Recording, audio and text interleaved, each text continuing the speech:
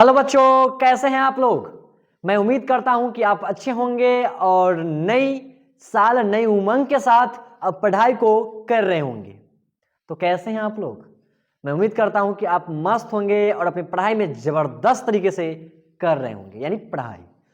तो बच्चों, मैं आपसे आज एक बात करने वाला हूं कि आपके सिलेबस आप जहां से भी जो भी ऑनलाइन प्लेटफॉर्म से आप तैयारी कर रहे हो कीजिए, अच्छी बात है। अभी अपनी प्लेटफॉर्म बहुत छोटा है और मैं आपको आज कुछ विशेष बताने वाला हूं कि अब मैं कुछ क्लास को ऐड करके आपके बीच देने वाला हूं। तो आप वीडियो पूरा देखना मेरे भाई, ना भूलें। संस्कृत चैप्टर का यानी 1 to 5 कुछ थोड़ा टाइम लूंगा मैं आपका, थोड़ा ध्यान रखिएगा। संस्कृत का मेरे भाई, संस्कृत का ऑब्जेक्टिव, संस्कृत में आपका 14 चैप्टर है। कितने चैप्टर है? 14 चैप्टर है। 14 चैप्टर है, जिसमें से हमने वन शॉट करके मेरे भाई ऑब्जेक्टिव का वन शॉट करके मेरे भाई 1 से लेकर के 10 तक हम डाल दिए हैं।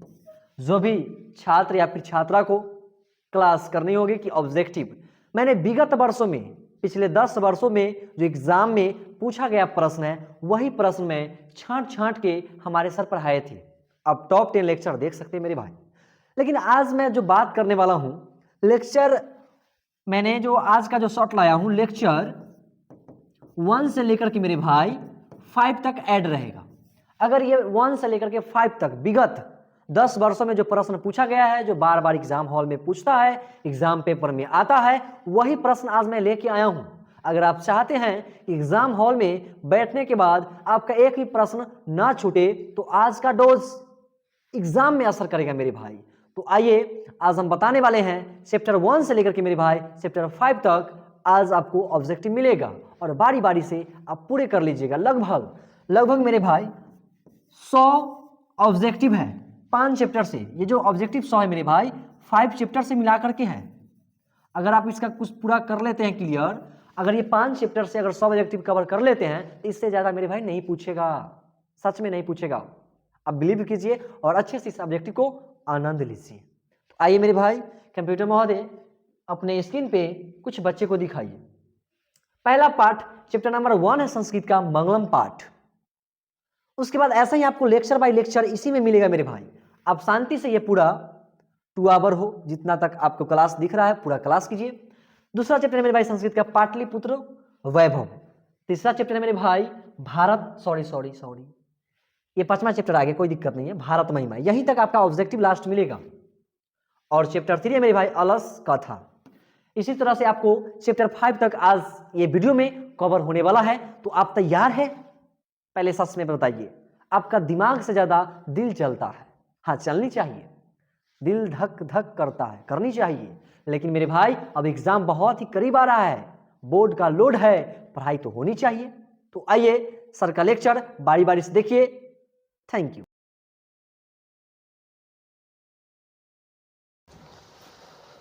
हेलो दोस्तों, आपके अपने यूट्यूब चैनल विजयवाला में आपका स्वागत है। दोस्तों, आज हम लोग संस्कृत बुक का वीवीआई क्वेश्चन देखने जा रहे हैं। जैसा कि हमने पहले वीडियो में बताया था कि आपके बुक का टोटल 14 चैप्टर का बारी बारी से एक एक चैप्टर करके ऑब्जेक्टिव देखेंगे। तो आइए हम लोग बिना देरी किए हुए ऑब्जेक्टिव पर चलते हैं।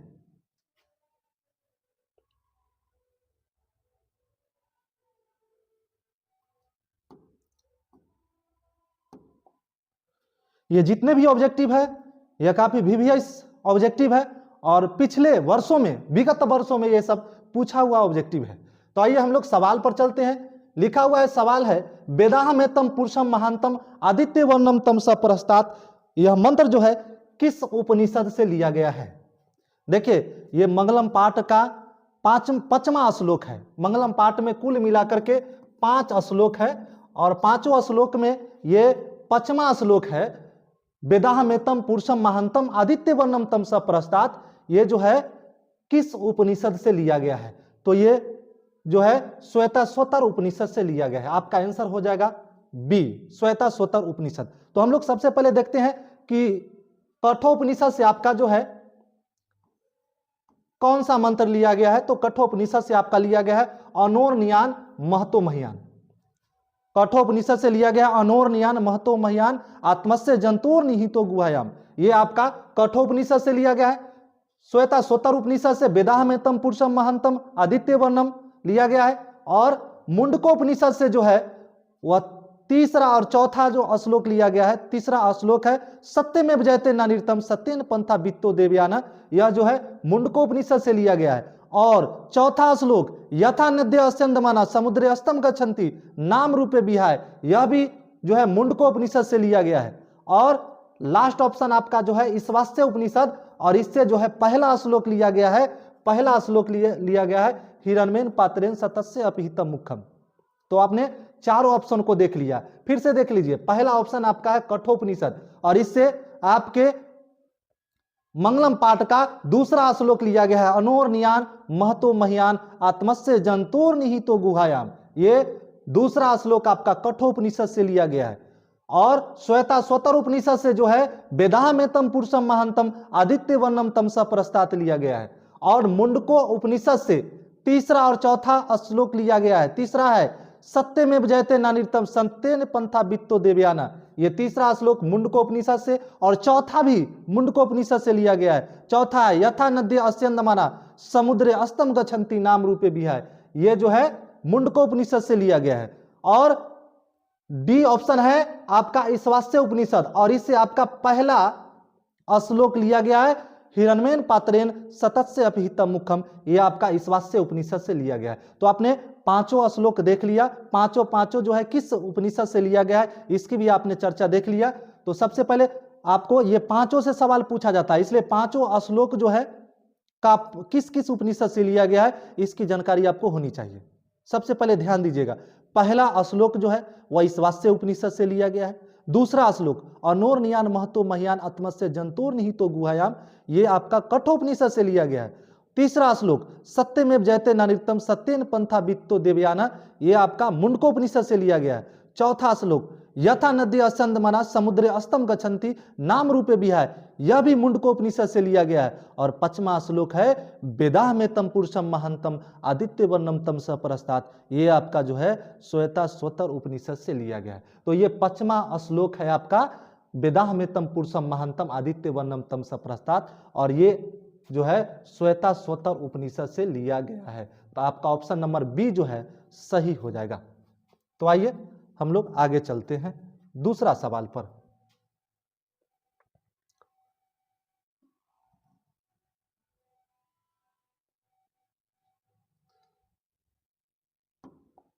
दूसरा सवाल है मंगलम पाठ कहां से संकलित है? मंगलम पाठ कहां से संकलित है, यानी मंगलम पाठ कहां से लिया गया है? तो मंगलम पाठ जो है वह उपनिषद से लिया गया है। मंगलम पाठ कहां से लिया गया है? उपनिषद से लिया गया है। तो आपको सवाल पूछेगा कि उपनिषद कितने हैं? तो उपनिषद जो है, उपनिषद की संख्या जो है 108 है। उपनिषद की संख्या कितनी है? 108 है। उपनिषद की संख्या आपका 108 है। उपनिषद आपका 108 है। पूछेगा वेद कितने हैं? तो वेद की संख्या आपका कितने हैं? 4 है।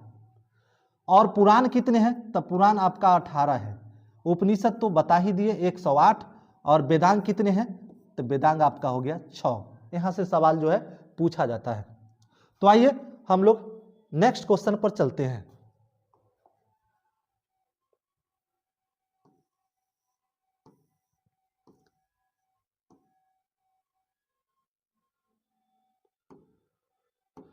तो अगला क्वेश्चन है 3 नंबर अनोरनियान महतो महियान आत्मस्य जंतुर निहितो गुहायाम किस उपनिषद से लिया गया है? किस उपनिषद से संग्रहित है, यानी किस उपनिषद से लिया गया है?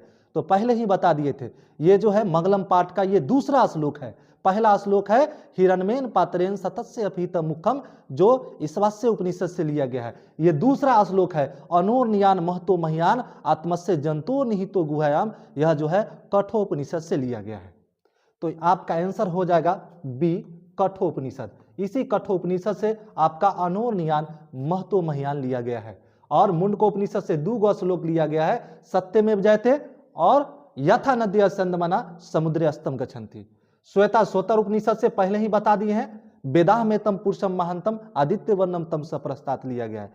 और इस वास्य उपनिषद से जो है लिया गया है हिरण्मेन पात्रेन सतस्य अपिहितम मुखम। तो अगला क्वेश्चन पर हम लोग फिर चलते हैं।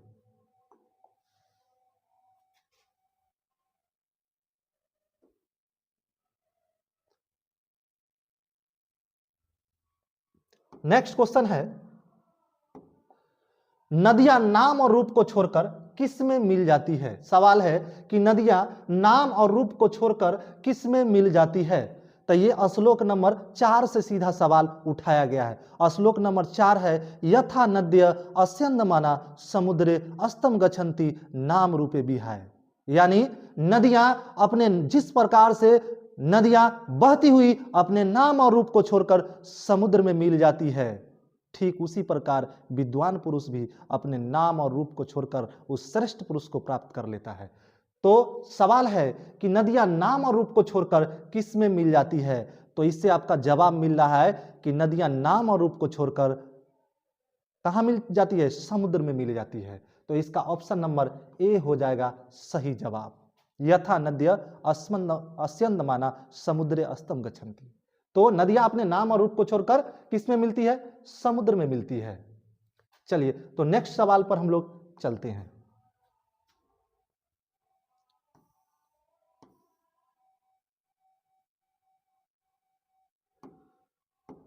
नेक्स्ट सवाल है, महान से भी महान क्या है।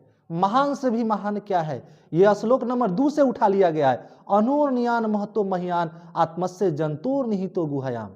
यानी आत्मा जो है प्राणियों के हृदय रूपी गुहा में सूक्ष्म से सूक्ष्म तथा महान से महान रूप में विराजमान है, जिसे वश में नहीं किया जा सकता है।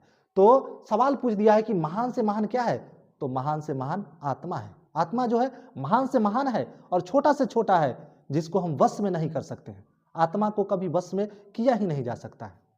ठीक है, आत्मा को वश में नहीं किया जा सकता है। तो आत्मा जो है प्राणियों के हृदय रूपी गुहा में सूक्ष्म से सूक्ष्म तथा महान से महान रूप में विराजमान है, जिसे वश में नहीं किया जा सकता है। आपका ऑप्शन नंबर ए सही जवाब हो जाएगा। महान से महान क्या है, आत्मा है। अगला सवाल,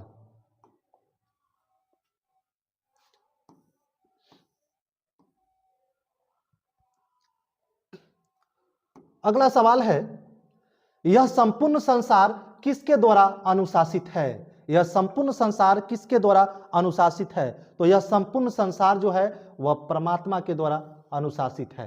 यह संपूर्ण संसार परमात्मा के द्वारा अनुशासित है। तो हम लोग फिर नेक्स्ट क्वेश्चन पर चलते हैं। नेक्स्ट 7वां क्वेश्चन है,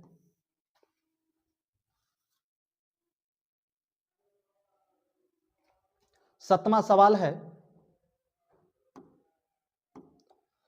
7वां सवाल है, सत्यमेव जयते किस उपनिषद से का मूल मंत्र है। सत्यमेव जयते किस उपनिषद का मूल मंत्र है। यह जो है यह मुंडकोपनिषद का मूल मंत्र है। सत्यमेव जयते जो है आपका मुंडकोपनिषद का मूल मंत्र है।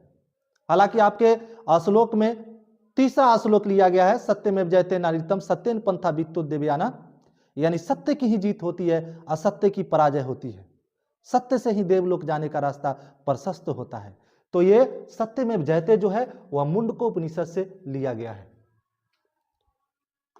क्वेश्चन नंबर नेक्स्ट पर चलते हैं।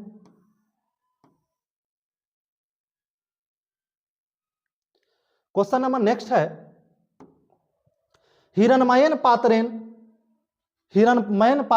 डॉट डॉट डॉट डॉट किस, यह मंत्र जो है किस उपनिषद से लिया गया है। यानी हिरणमयन पात्रेन सतस्य अपहित मुखम किस उपनिषद से लिया गया है। किस उपनिषद से लिया गया है, ये इस वास्य उपनिषद से लिया गया है। हमने पहले क्वेश्चन, इससे पिछले क्वेश्चन में इसकी पूरा व्याख्या कर दिया था कि इस वास्य उपनिषद से जो है वह हिरणमयन पात्रेन सतस्य अपहित मुखम लिया गया है। और मुंडकोपनिषद से 2 गो लिया गया है, तीसरा और चौथा सत्यमेव जयते नारीतम और यथा नद्य अस्यन्दमाना मुंडकोपनिषद से लिया गया है। और कठोपनिषद से लिया गया है अनूर्नियान महतो महियान आत्मस्य जंतुर निहितो गुहायाम। और श्वेता स्वतर उपनिषद से 5वां श्लोक लिया गया है, वेदाह में तम पुरुषम महानतम आदित्य वर्णम तम सप्रस्तात्। ये पांचवा श्लोक जो है श्वेताश्वतर उपनिषद से लिया गया है।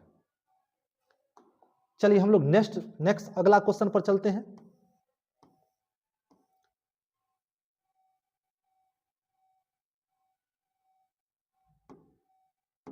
अगला सवाल है, मंगलम पाठ में कुल कितने मंत्र हैं?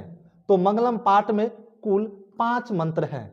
मंगलम पाठ में कुल कितने मंत्र हैं? 5 मंत्र है। पहला मंत्र है हिरण्यमेन पात्रेन सतस्य अपहितम मुखम। दूसरा मंत्र है अनोन्यान महतो महियान आत्मस्य जंतुर निहितो गुहायाम।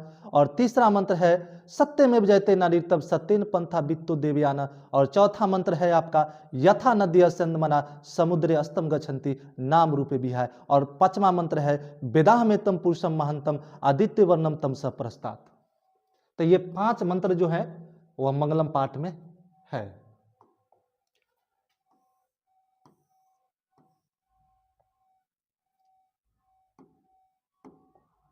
अगला सवाल है, सत्य का मुख किससे ढका है? सत्य का मुख किससे ढका है? यह श्लोक नंबर 1 से उठाया गया सवाल है। हिरण्यमेन पात्रेन सतस्य अपहितम मुखम, यानी सत्य का मुख सोने रूपी पात्र से ढका हुआ है।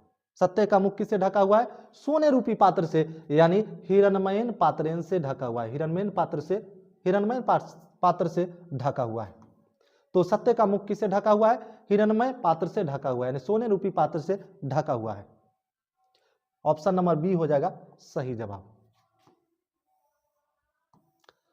अगला क्वेश्चन है आपका 11 नंबर क्वेश्चन है, सत्यमेव जयते किस उपनिषद का मूल मंत्र है? फिर से सवाल वही है, सत्यमेव जयते किस उपनिषद का मूल मंत्र है? तो सत्यमेव जयते जो है वह मुंडको उपनिषद का मूल मंत्र है। चलिए नेक्स्ट क्वेश्चन पर हम लोग चलते हैं।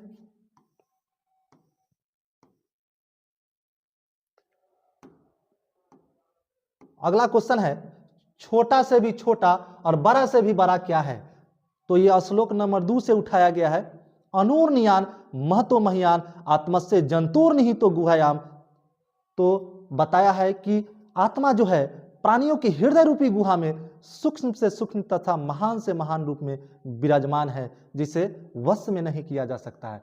तो सवाल पूछता है कि छोटा से भी छोटा और बड़ा से भी बड़ा क्या है? तो छोटा से भी छोटा और बड़ा से भी बड़ा, यानी सूक्ष्म से सूक्ष्म और महान से महान है आत्मा।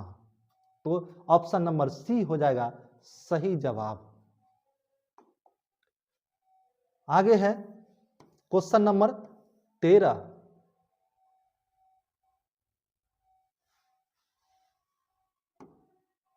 क्वेश्चन नंबर 13 है, नदियां समुद्र में कैसे मिलती है?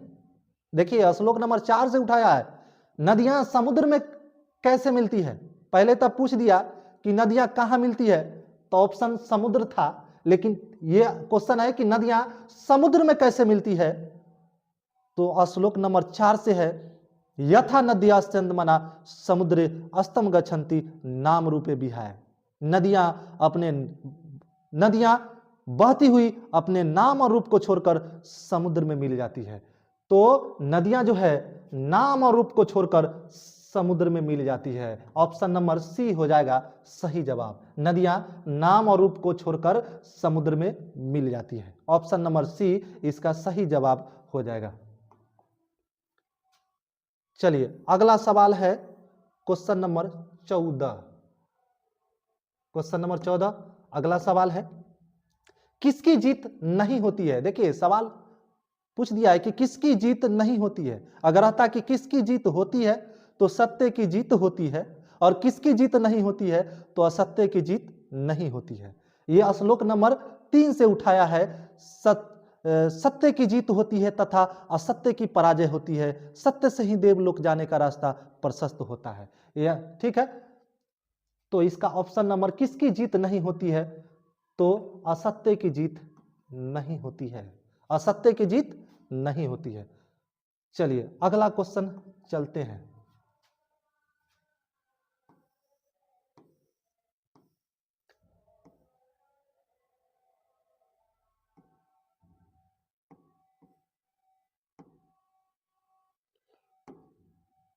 अगला सवाल है, अनोनयान डॉट डॉट डॉट महियान पद्यांश के रिक्त स्थान में कौन सा पद होगा? तो श्लोक का आप लोग को थोड़ा श्लोक भी आना चाहिए। श्लोक को रिक्त यानी रिक्त स्थान की पूर्ति करने वाला पूछ दिया है। और नो नियान महतो महियान आत्मस्य जंतुर नहीं तो गुहायाम, तो सवाल पूछ दिया है कि अनोर नियान डॉट डॉट महियान, इसमें खाली जगह में भरना है कि क्या भराएगा? तो ऑप्शन है महतो, जगतो, जंतु, वित्तो। तो हम लोग पढ़े हैं श्लोक की अनोर नियान महतो महियान आत्मस्य जंतुर निहितो, अनोर नियान महतो महियान। तो ऑप्शन नंबर ए हो जाएगा सही जवाब, यहां पर होगा महतो, अनोर नियान महतो महियान।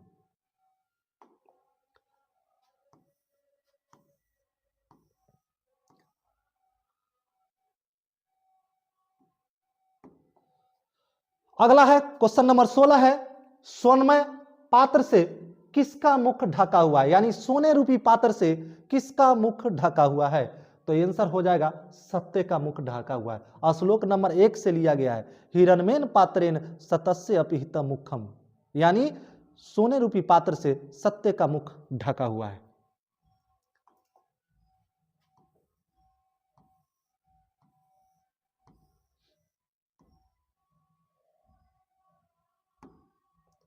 अगला सवाल है, यथा नद्य अस्यंदमाना डॉट डॉट डॉट पुरुषम उपैति दिव्यम पद्यांश किस उपनिषद का है? यानी ये चौथा श्लोक है, ये चौथा श्लोक है मंगलम पाठ का। यथा नद्य अस्यंदमाना समुद्रे अस्तम गच्छन्ति नाम रूपे विहाय, तो श्लोक जो है यह चौथा श्लोक है और चौथा श्लोक ये मुंडको उपनिषद से लिया गया है।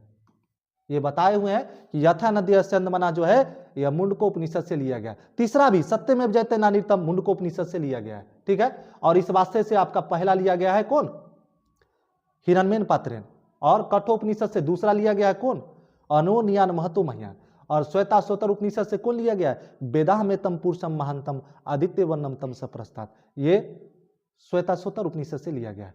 तो आपका आंसर हो जाएगा यथा नदी अस्यंदमाना जो है वह मुंडको उपनिषद से लिया गया है। ऑप्शन नंबर बी इसका सही जवाब हो जाएगा।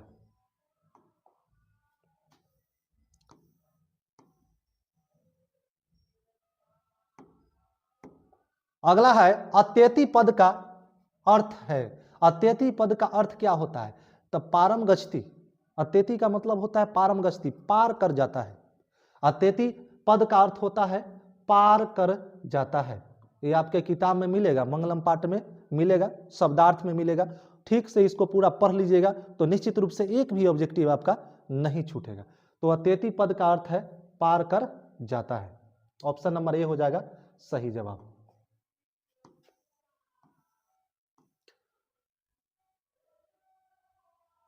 अगला है क्वेश्चन नंबर 19, ऋतस्य पद का अर्थ है। तो ऋतस्य पद का अर्थ है सत्य। ऋतस्य पद का अर्थ है सत्य।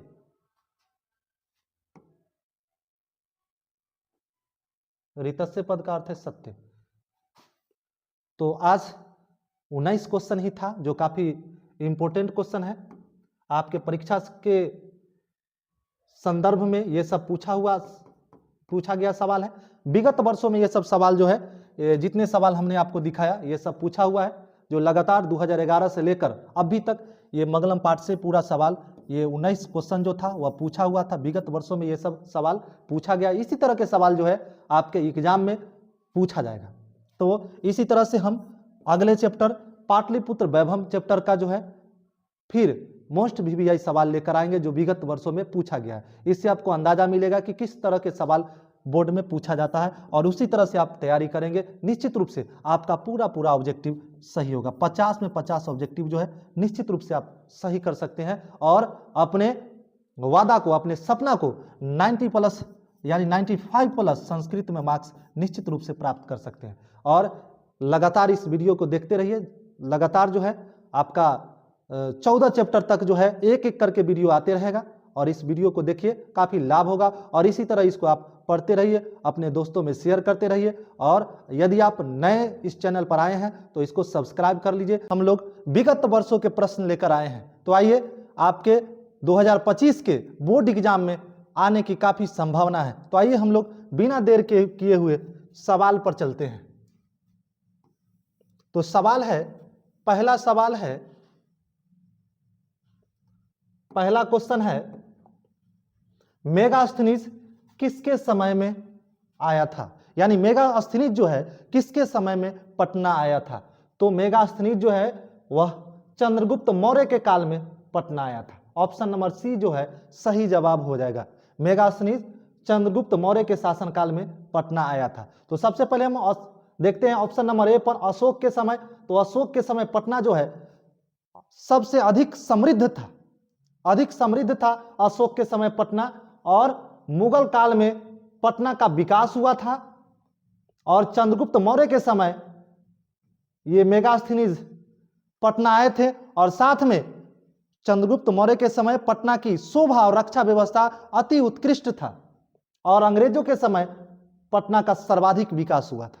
तो हम लोग सबसे पहले चारों ऑप्शन पर यदि हम ध्यान देते हैं तो ऑप्शन नंबर ए में अशोक के समय पटना अधिक समृद्ध था, मुगल काल में पटना का विकास हुआ, और चंद्रगुप्त मौर्य के शासनकाल में यूनान राजदूत मेगास्थनीज भारत आया था, और चंद्रगुप्त मौर्य के समय ही पटना की शोभा और रक्षा व्यवस्था अति उत्कृष्ट थी, और अंग्रेजों के समय पटना का सर्वाधिक विकास हुआ।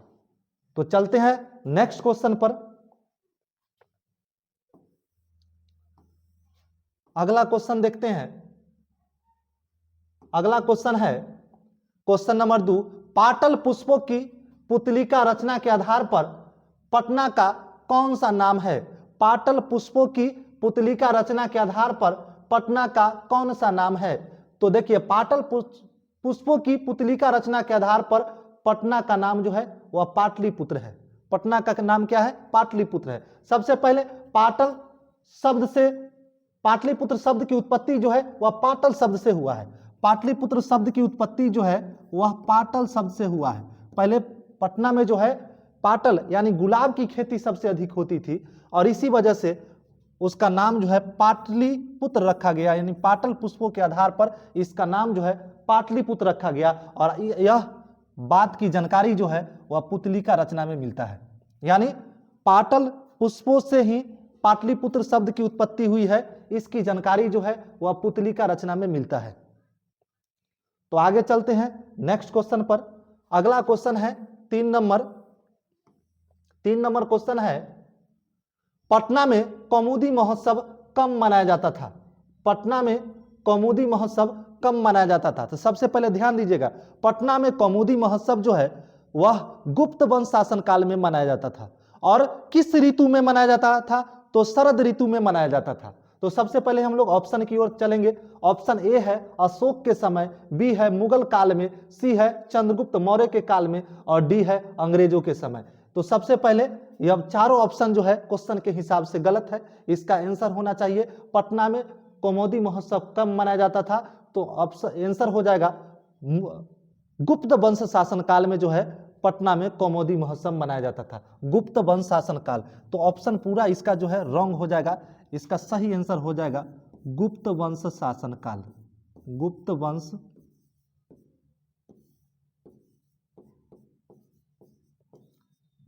वंश शासन काल में पटना में कौमुदी महोत्सव मनाया जाता था। और यह किस ऋतु में कौमुदी महोत्सव मनाया जाता था? तो ये शरद ऋतु में मनाया जाता था।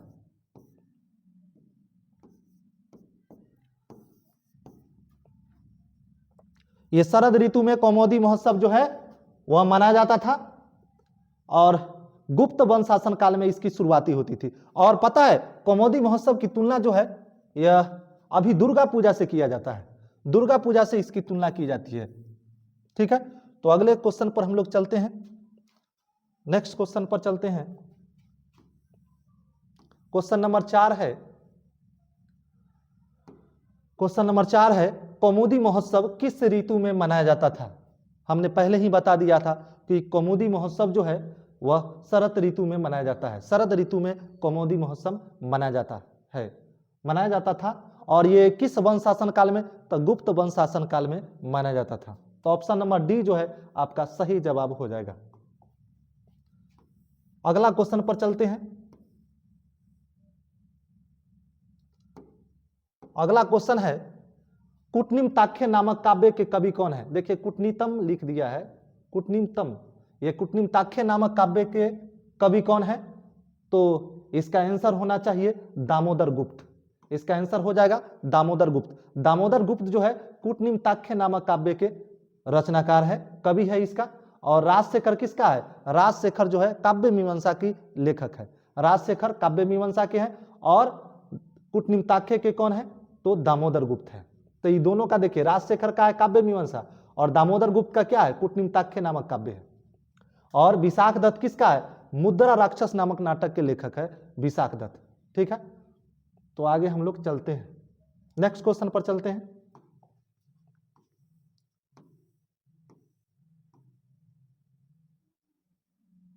अगला क्वेश्चन है, सरस्वती का कुल गृह कौन सा महानगर था? तो सरस्वती का कुल गृह जो है वह पटना नामक महानगर था। यह पटना महानगर जो है सरस्वती का कुल गृह है। शिक्षा का प्राचीन केंद्र जो है वह पटना रहा है, ऐसा दामोदर गुप्त ने अपने रचना कूटनिम्ताख्य नामक काव्य में लिखा है कि पटना जो है पृथ्वी पर तिलक के समान है और शिक्षा का प्राचीन केंद्र पटना है। तो ऐसा जो है दामोदर गुप्त ने अपनी रचना कूटनिम्ताख्य नामक काव्य में लिखा है। तो सरस्वती का कुल गृह कौन है? पटना है। अगले सवाल की ओर चलते हैं। अगला सवाल आपका 7 नंबर है और 7 नंबर क्वेश्चन पर चलते हैं। 7 नंबर क्वेश्चन है, परिभूत पुरंदर स्थानम, परिभूत पुरंदर स्थानम की संज्ञा किसे दी गई है? परिभूत पुरंदर स्थानम की संज्ञा किसे दी गई है? तो परिभूत पुरंदर स्थानम की संज्ञा पाटलिपुत्र नगर को दिया गया है। पाटलिपुत्र यानी पटना को परिभूत पुरंदर स्थान कहा गया है। यानी जो है यह जो है कूटनिम्ताख्य नामक काव्य में कवि दामोदर गुप्त ने पटना को परिभूत पुरंदर स्थान की संज्ञा दिया था। चलिए नेक्स्ट क्वेश्चन पर चलते हैं। नेक्स्ट क्वेश्चन अगला है आपका क्वेश्चन नंबर 8। क्वेश्चन नंबर 8 है, गुरु गोविंद सिंह का जन्म स्थल कहाँ है? गुरु गोविंद सिंह का जन्म स्थल कहाँ है? देखिए आपके पाटलिपुत्र वैभव में गुरु गोविंद सिंह पर जो जो चर्चा है उसको सबको इसी में बता देते हैं, इसी सवाल में। देखिए गुरु गोविंद सिंह का जन्म स्थल जो है वह पटना है, पाटलिपुत्र है गुरु गोविंद सिंह का। गुरु गोविंद सिंह का जन्म पाटलिपुत्र में हुआ है और उसके जन्म स्थान को गुरुद्वारा नाम से जो है प्रसिद्ध है। समझ रहे? आगे इसमें बताया गया है कि ये गुरु गोविंद सिंह जो है सिख धर्म के 10वें एवं अंतिम गुरु है। सिख धर्म के, ये किस धर्म के गुरु हैं? तो ये सिख धर्म के गुरु हैं, सिख धर्म के गुरु हैं और ये 10वें एवं अंतिम गुरु हैं। 10वें एवं अंतिम गुरु जो है वह सिख धर्म के माने जाते हैं। कौन? गुरु गोविंद सिंह। तो आगे हम लोग अगला सवाल पर चलते हैं।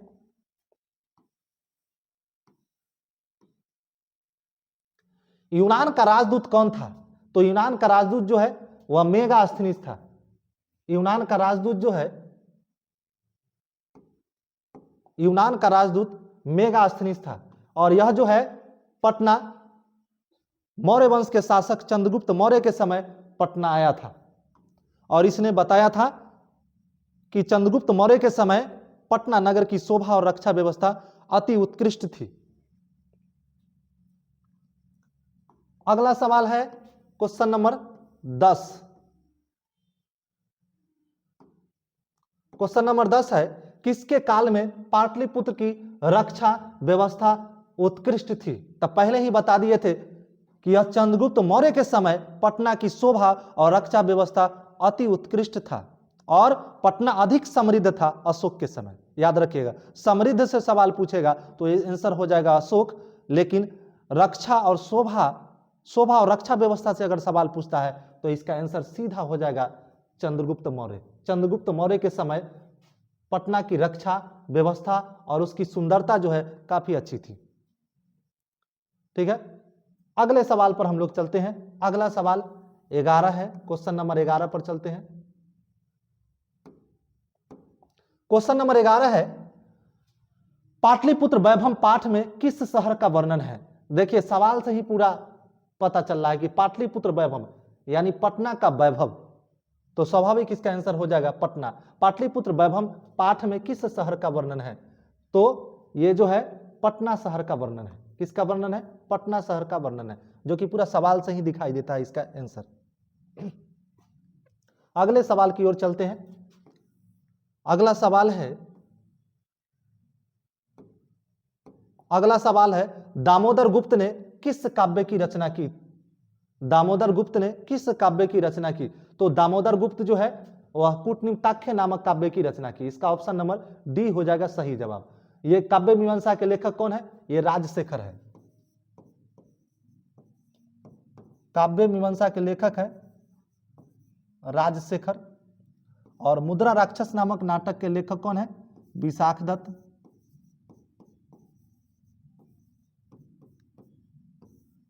ठीक है, तो इस तरह से ये दोनों आपके जो है सिलेबस में है। चलिए नेक्स्ट सवाल पर हम लोग चलते हैं।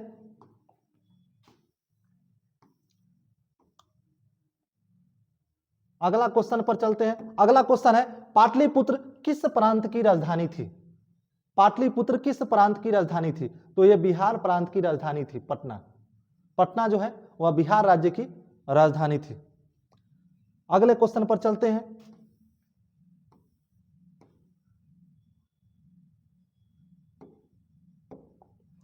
पटना का इतिहास कितना पुराना है? तो पटना का इतिहास जो है वह 2500 वर्ष पुराना है। 2500 वर्ष पटना का इतिहास पुराना है।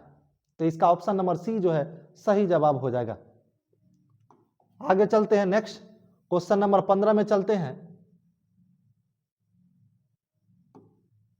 क्वेश्चन नंबर 15 में पटना शब्द किस शब्द से बना है? तो पटना शब्द जो है पतन शब्द से बना है। इसका ऑप्शन नंबर सी हो जाएगा, पत्तनम शब्द से बना है। पटना शब्द की उत्पत्ति पत्तनम शब्द से हुआ है। अगला सवाल, क्वेश्चन नंबर नेक्स्ट है 16। गुरु गोविंद सिंह किस धर्म के गुरु थे? गुरु गोविंद सिंह किस धर्म के गुरु थे? तो गुरु गोविंद सिंह जो है वह सिख धर्म के गुरु थे।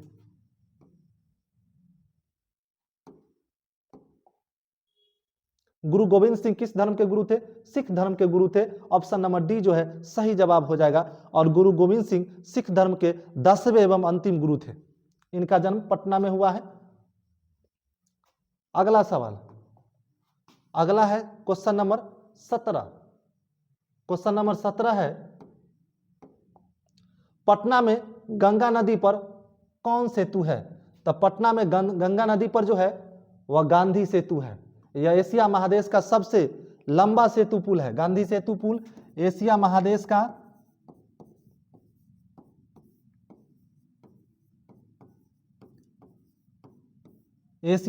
का सबसे लंबा सेतु पुल है। समझ रहे हैं? सबसे लंबा सेतु पुल जो है गांधी सेतु पुल है। अगला सवाल पर हम लोग चलते हैं। नेक्स्ट, पाटलिपुत्र किस नदी के किनारे अवस्थित है? तो पाटलिपुत्र जो है वह गंगा नदी के किनारे अवस्थित है। तो इसका ऑप्शन नंबर ए होगा सही जवाब। गंगा नदी के किनारे पाटलिपुत्र जो है स्थित है। और एक और सवाल पूछ देता है कि पटना के किस दिशा में गंगा नदी बहती है? तो पटना के उत्तर दिशा में गंगा नदी बहती है। पटना के उत्तर दिशा में गंगा नदी बहती है। उत्तरस्याम दिशि गंगा नदी प्रभवती। पटना के उत्तर दिशा में गंगा नदी बहती है। यह सवाल पूछता है, तो इसको ध्यान में रखिएगा कि पटना के किस दिशा में गंगा नदी बहती है। तो इसका आंसर हो जाएगा पटना के उत्तर दिशा में गंगा नदी बहती है। अगला क्वेश्चन 19। क्वेश्चन नंबर 19 है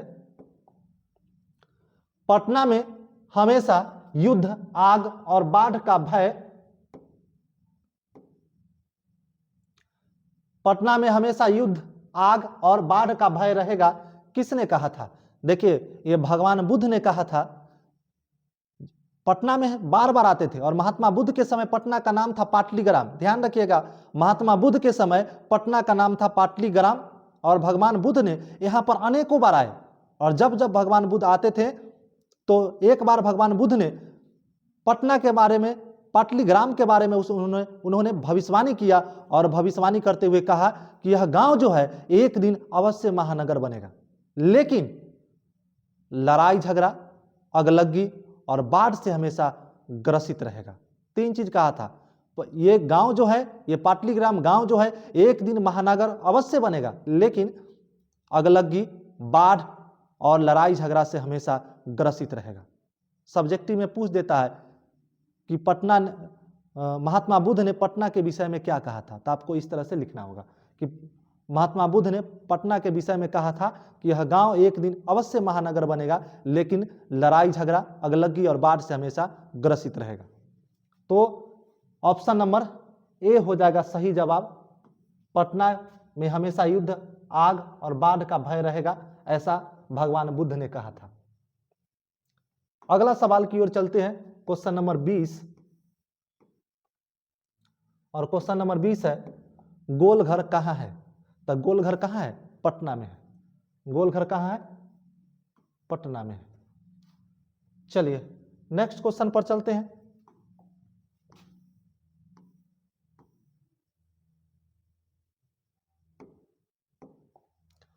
वहिन्ना का अर्थ है, तो वहिन्ना का अर्थ होता है आग। वहिन्ना का अर्थ होता है आग, और ये जो है ऑप्शन नंबर ए होगा सही जवाब। हालांकि ये तीसरा चैप्टर से है, अलस कथा से, लेकिन इसी में सवाल है। चलिए अगले क्वेश्चन पर चलते हैं। क्वेश्चन नंबर 22 पर चलते हैं। क्वेश्चन नंबर 22, गुरु गोविंद सिंह का जन्म स्थान किस नाम से प्रसिद्ध है? तो पहले ही बता दिए थे, गुरु गोविंद सिंह का जन्म जो है पटना में हुआ था, और इनका जन्म स्थान जो है गुरुद्वारा नाम से प्रसिद्ध है। तो इसका आंसर हो जाएगा गुरुद्वारा। ऑप्शन नंबर बी होगा सही जवाब।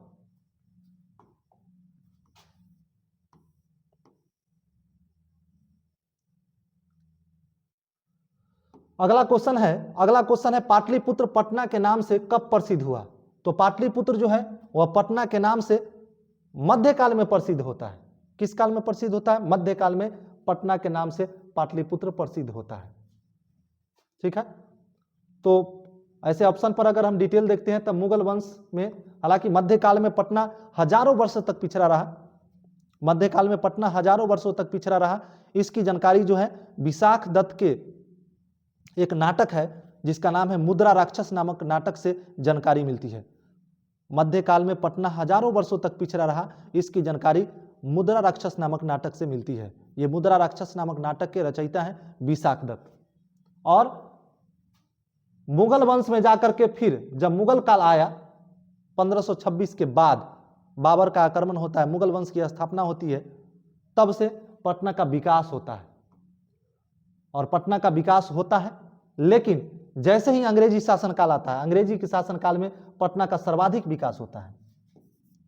पटना का सर्वाधिक विकास जो है वह अंग्रेजी शासनकाल में होता है, लेकिन पटना का विकास जो है वह मुगल शासनकाल में होता है। और गुप्त वंश शासनकाल में बताए थे कि गुप्त वंश शासनकाल में कौमुदी महोत्सव मनाया जाता था। समझ रहे हैं? ये कौमुदी महोत्सव गुप्त वंश शासनकाल में मनाया जाता था। और पाटलिपुत्र पटना नाम से प्रसिद्ध कब होता है? ये मध्यकाल में। ऑप्शन नंबर सी हो जाएगा सही जवाब। अगला क्वेश्चन है क्वेश्चन नंबर 24। क्वेश्चन नंबर 24 है, पटना नगर की पालिका देवी कौन है?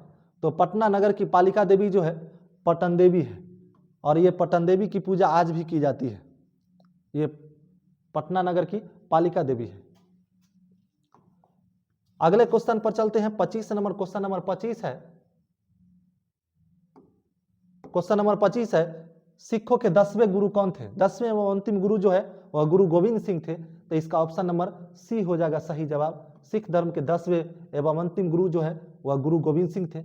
अगर आपको बता दें कि सिख धर्म के प्रथम गुरु और संस्थापक कौन थे, तो ये गुरु नानक थे।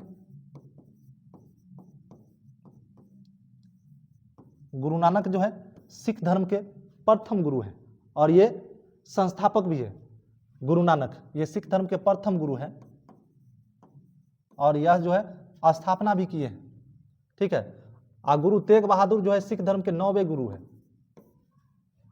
ठीक है, नेक्स्ट पर चलते हैं अगला। और फिर एक रामदास है यहां पर, तो रामदास आपका यह चौथे गुरु हैं।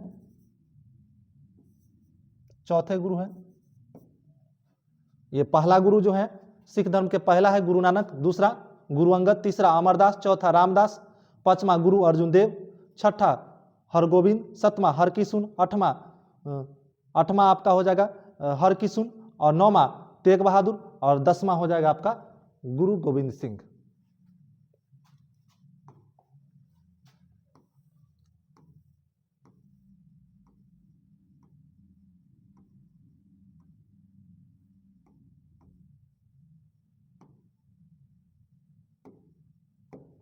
अगला सवाल है, राजशेखर का प्रमुख काव्य ग्रंथ कौन है? राजशेखर का प्रमुख काव्य ग्रंथ कौन है? तो राजशेखर का प्रमुख काव्य ग्रंथ जो है वह काव्य मीमांसा है। राजशेखर का प्रमुख काव्य ग्रंथ कौन है? तो राजशेखर का प्रमुख काव्य ग्रंथ जो है वह काव्य मीमांसा है। काव्य मीमांसा जो है वह राजशेखर की प्रमुख काव्य ग्रंथ है। नेक्स्ट क्वेश्चन पर चलते हैं। ऑप्शन नंबर इसका बी हो जाएगा सही जवाब। क्वेश्चन नंबर अगला, काव्य मीमांसा के कवि कौन है? तो काव्य मीमांसा के कवि जो है वह राजशेखर है। यह पहले सवाल में दिखाई दे रहा था। क्वेश्चन नंबर 28, और ये 28 का जो है क्वेश्चन के ऑप्शन तो ठीक है लेकिन क्वेश्चन भी गलत है, इसको हम लोग स्किप करते हैं। अगले क्वेश्चन की ओर चलते हैं। अगला क्वेश्चन है, ग्रामोऽयं महानगरम भविष्यति किंतु कलहस्य अग्निदाहस्य जलपुरस्य सर्वदा आक्रांतम भविष्यति। यह किन की उक्ति है?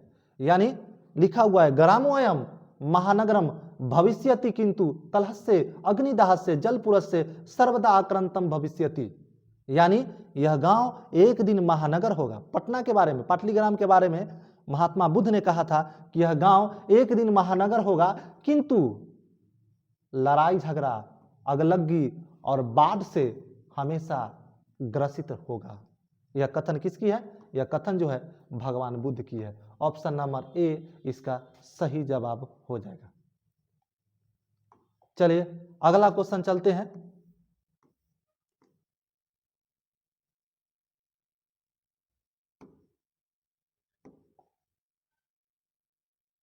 अगला क्वेश्चन है, मेगास्थनीज कहां का राजदूत था? तो मेगास्थनीज जो है यूनान का राजदूत था और यह चंद्रगुप्त मौर्य के समय भारत आया था। अगला क्वेश्चन है मही का अर्थ क्या है? तो मही का अर्थ जो है वह पृथ्वी होगा। मही का अर्थ पृथ्वी होगा। ऑप्शन नंबर बी आपका सही जवाब हो जाएगा।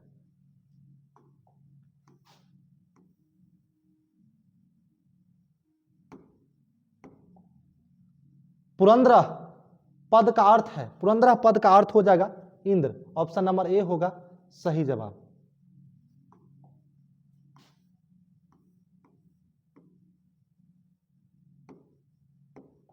अगला है, गोविंद सिंह सिख संप्रदाय गुरु डैश गुरु आशित रिक्त स्थान की पूर्ति उचित विकल्प से करे। यानी गुरु गोविंद सिंह जो है सिख धर्म संप्रदाय के कैवें गुरु थे? तो ये गुरु गोविंद सिंह जो है सिख धर्म के 10वें एवं अंतिम गुरु थे। तो इसका ऑप्शन नंबर सी हो जाएगा सही जवाब। तो आज हम लोग अलस कथा का सबसे इंपॉर्टेंट प्रश्न देखने जा रहे हैं। तो आइए हम लोग सवाल पर चलते हैं। पहला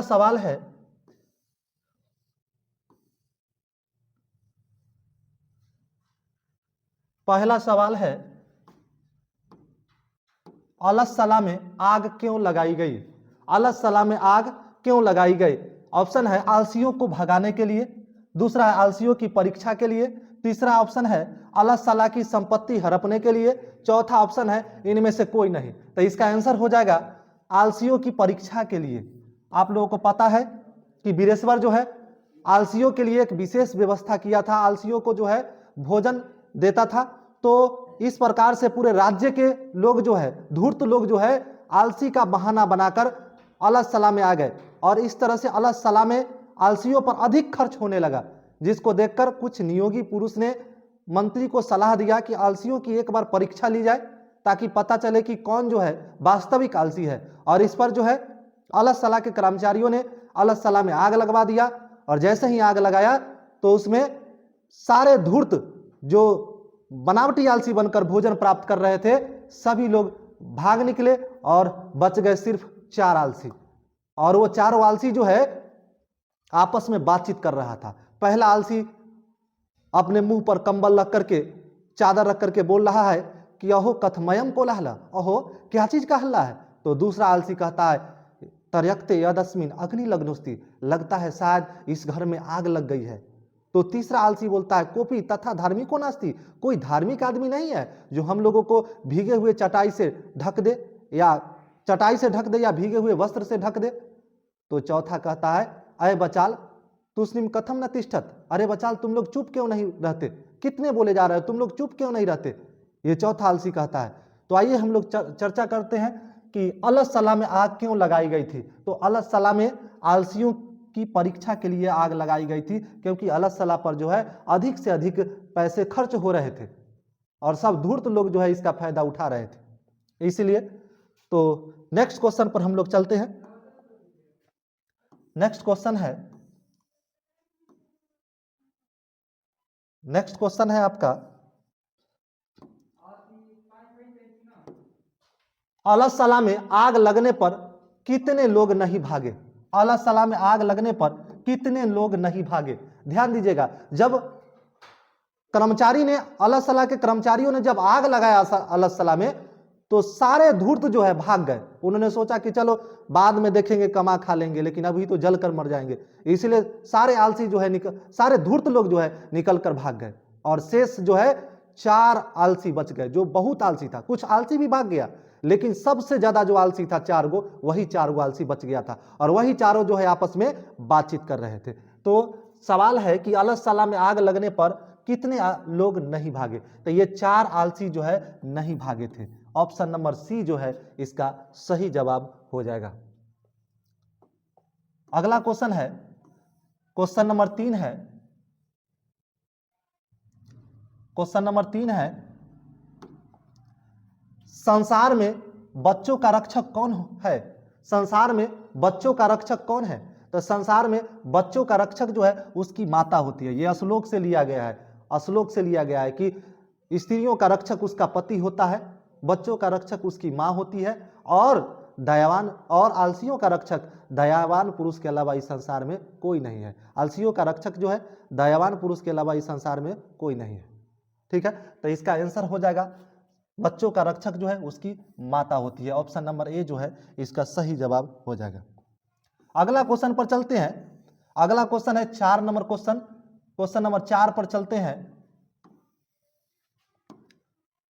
क्वेश्चन नंबर 4 है, बनावटी आलस्य दिखाकर कौन भोजन ग्रहण करते थे। यानी बनावटी आलसी, यानी झूठ मूठ का आलसी बनकर के कौन जो है भोजन प्राप्त कर रहे थे। तो बनावटी आलसी बनकर जो है धूर्त लोग जो है भोजन प्राप्त कर रहे थे। इसका ऑप्शन नंबर सी हो जाएगा सही जवाब। अगला क्वेश्चन पर चलते हैं। क्वेश्चन नंबर 5 पर। क्वेश्चन नंबर 5 पर चलते हैं। क्वेश्चन नंबर 5 है, स्थिति सकर्य मूला ही डॉट डॉट डॉट के न धवांति जंतव। यह उक्ति जो है किस पाठ से संकलित है, किस पाठ से लिया गया है। तो यह उक्ति जो है अलस कथा पाठ से लिया गया है। ऑप्शन नंबर ए हो जाएगा आपका सही जवाब। अगला क्वेश्चन है, अगला क्वेश्चन है आपका, चारों आलसियों को कैसे बाहर किया गया। देखिए चारों आलसी जब आग लगाया अलस सलाह के कर्मचारियों ने, तो सारे धूर्त लोग अलस सलाह से पलायन हो गए, भाग गए। कुछ आलसी भी जो है भाग गया, सोचा कि भाई अब तो जल जाएंगे, जिंदगी रहेगा तब ना फिर जो है खाएंगे, ना तो अभी तो मर ही जाएंगे। इसलिए सारे धूर्त भी भाग गए, उसके अलावा कुछ आलसी भी भाग गए। और 4 आलसी जो सबसे ओरिजिनल आलसी था 4 गो, वही चारों सोया हुआ है और आपस में सब चारों बातचीत कर रहा है। नियोगी पुरुष ने सोचा कि शायद यही जो है वास्तविक आलसी है, अगर नहीं निकालेंगे तो ये सब जो है अपने से निकलने वाला है नहीं। तो चारों को बाल पकड़कर यानी केस पकड़ करके चारों को बाहर निकाल दिया गया। तो सवाल है कि चारों आलसियों को कैसे बाहर किया गया। तो चारों आलसियों को केस पकड़ करके बाहर किया गया। केस पकड़ यानी बाल पकड़ करके चारों आलसियों को जो है बाहर कर दिया ताकि नहीं जले। उसकी परीक्षा हो गई थी कि यही चारों आलसी है। तो ऑप्शन नंबर सी जो है सही जवाब हो जाएगा।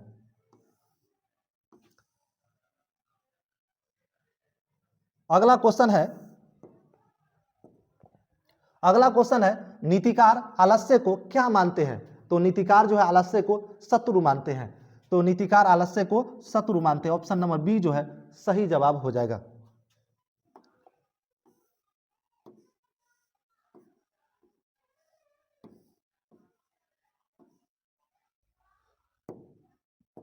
अगला क्वेश्चन है वीरेश्वर कैसा था? तो वीरेश्वर जो है वह दानशील था, कारुणिक और दानशील था, कारुणिक और दानशील था। नेक्स्ट सवाल है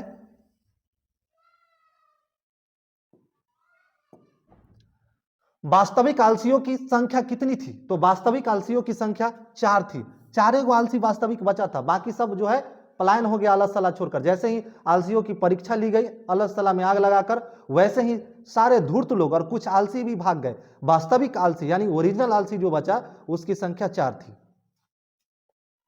तो ऑप्शन नंबर सी हो जाएगा सही जवाब। अगला क्वेश्चन है, अगला क्वेश्चन है सबसे बड़ा शत्रु कौन है? तो मनुष्य का सबसे बड़ा शत्रु कौन है? आलस्य है।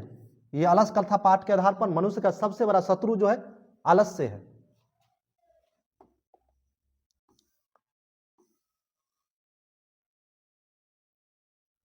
नेक्स्ट क्वेश्चन है कि पतिरेव गति डैश बालानाम जननी गति रिक्त स्थान में कौन सा पद होगा, यानी कौन सा शब्द भरा जाएगा रिक्त स्थान में?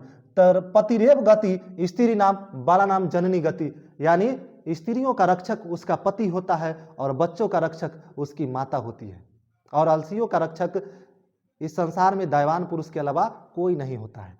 तो स्त्री नाम इसका ऑप्शन नंबर सी जो है सही जवाब हो जाएगा। स्त्री नाम भराएगा, ये आपका श्लोक से लिया गया है, पतिरेव गति स्त्री नाम बाला नाम जननी गति। ऑप्शन नंबर सी सही जवाब हो जाएगा। अगला क्वेश्चन है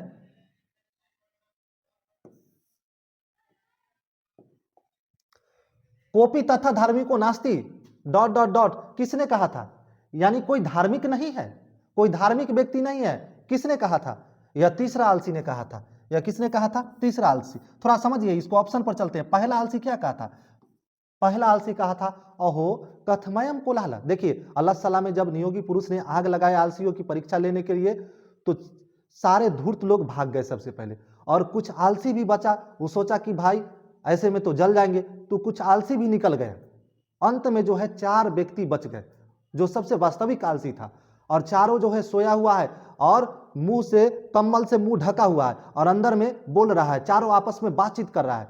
तो उसमें पहला आलसी कहता है, पहला आलसी कहता है कि अहो कथमयम कोलाहल, अहो क्या चीज का हल्ला है।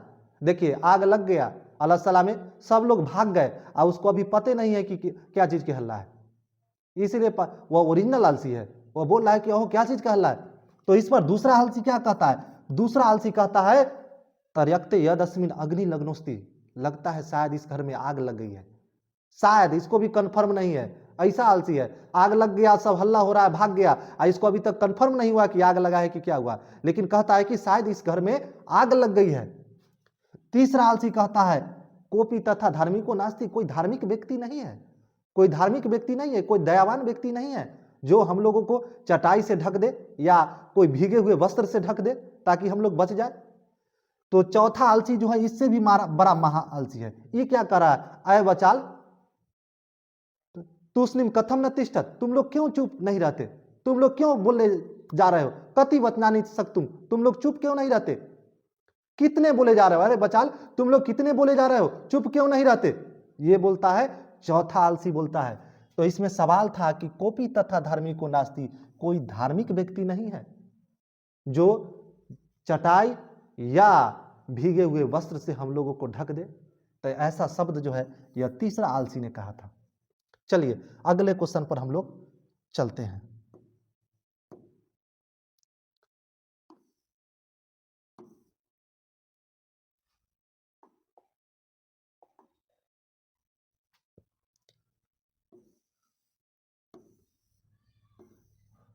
क्वेश्चन नंबर 13 है अलस सला में आग किसने लगाई?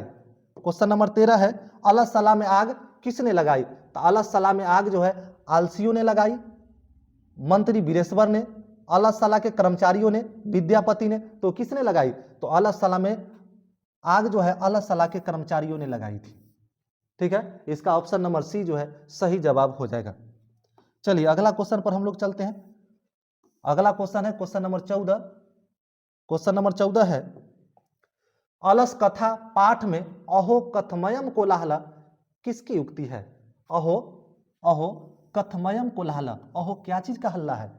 पहले ही क्वेश्चन में हमने बताया था अहो कथमयम कोलाहल, यह जो है पहला आलसी का कथन है। दूसरा आलसी का कथन है तर्यक्ते यदस्मिन अग्नि लग्नोस्ति, और तीसरा आलसी का कथन है कोपी धार्मिको नास्ति। चौथा आलसी का कथन है अरे बचाल तुस्लिम कथम न तिष्ठत, ये चौथा आलसी का कथन है, तुम लोग क्यों नहीं चुप रहते? तो इसमें देखिएगा ध्यान से, पहला आलसी का यह जो है कथन है कि यह हो कथमयम कोलाहल, यह जो है पहला आलसी का कथन है। ऑप्शन नंबर ए जो है इसका सही जवाब हो जाएगा। चलिए अगला सवाल पर हम लोग चलते हैं। अगला सवाल है आपका 15, क्वेश्चन नंबर 15 है। क्वेश्चन नंबर 15 है, मैथिली भाषा के कवि कौन है? देखिए मैथिली भाषा के कवि जो है वह विद्यापति है। विद्यापति लोकप्रिय मैथिली कवि आसित, विद्यापति लोकप्रिय मैथिली कवि थे, ये विद्यापति मैथिली कवि थे, समझ रहे? तो इसका आंसर हो जाएगा ऑप्शन नंबर बी, सही जवाब हो जाएगा। अगला क्वेश्चन पर हम लोग चलते हैं। क्वेश्चन नंबर आपका है 16। क्वेश्चन नंबर 16 है, क्वेश्चन नंबर 16 है, अल्लाह सलाह में आग कब लगाई गई? अल्लाह सलाह में आग कब लगाई गई? तो कब लगाया गया? सब आलसी भोजन वोजन करके जब सो रहा था अल्लाह सलाह में, देखा कि अब सब सो रहा है, तब जो है अल्लाह सलाह में आग लगाया, ताकि देखते हैं कि कौन कौन भागता है कौन कौन नहीं भागता है। तो इससे पता चला कि सभी धूर्त भी निकल गए और साथ साथ में कुछ आलसी भी निकल गए। सिर्फ जो है ओरिजिनल वास्तविक आलसी जो है उसमें 4 गो पड़ा रहा। तो अल्लाह सलाह में कब आग लगाई गई? तो अल्लाह सलाह में तब आग लगाई गई जब सारे आलसी जो है उसमें विश्राम कर रहे थे, यानी सो रहे थे। जब सब सो रहे थे तब उसमें आग लगाई गई थी। Question number option number C इसका सही जवाब हो जाएगा।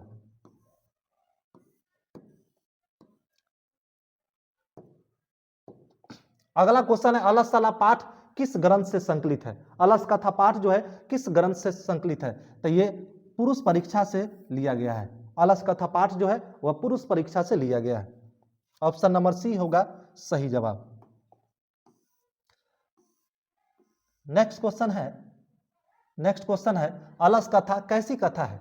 अलस कथा कैसी कथा है? तो अलस कथा जो है व्यंग्यात्मक कथा है, यह व्यंग किया हुआ कथा है, व्यंग्यात्मक कथा है। ऑप्शन नंबर डी हो जाएगा आपका सही जवाब।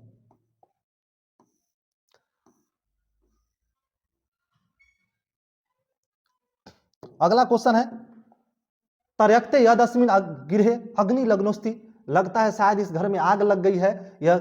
यह जो है किस आलसी की उक्ति है या किस आलसी का कथन है? हमने पहला ही पिछले वीडियो में, पिछले मतलब सवाल में हमने दिखाया था 4 आलसी के बारे में कि पहला आलसी बोलता है कि अहो कथमयम कोलाहल, अहो क्या चीज का हल्ला है।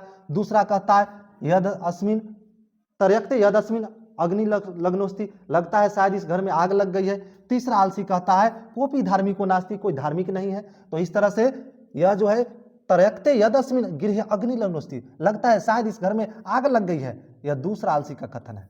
किसका कथन है? दूसरा आलसी का कथन है। ऑप्शन नंबर बी हो जाएगा सही जवाब।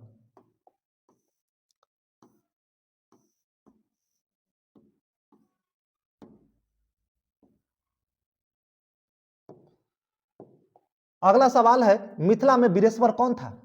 तो मिथिला में वीरेश्वर जो है वह मंत्री था। मिथिला में वीरेश्वर नाम के मंत्री रहता था, यह मंत्री था मिथिला में वीरेश्वर। ऑप्शन नंबर ए हो जाएगा सही जवाब। अगला सवाल है,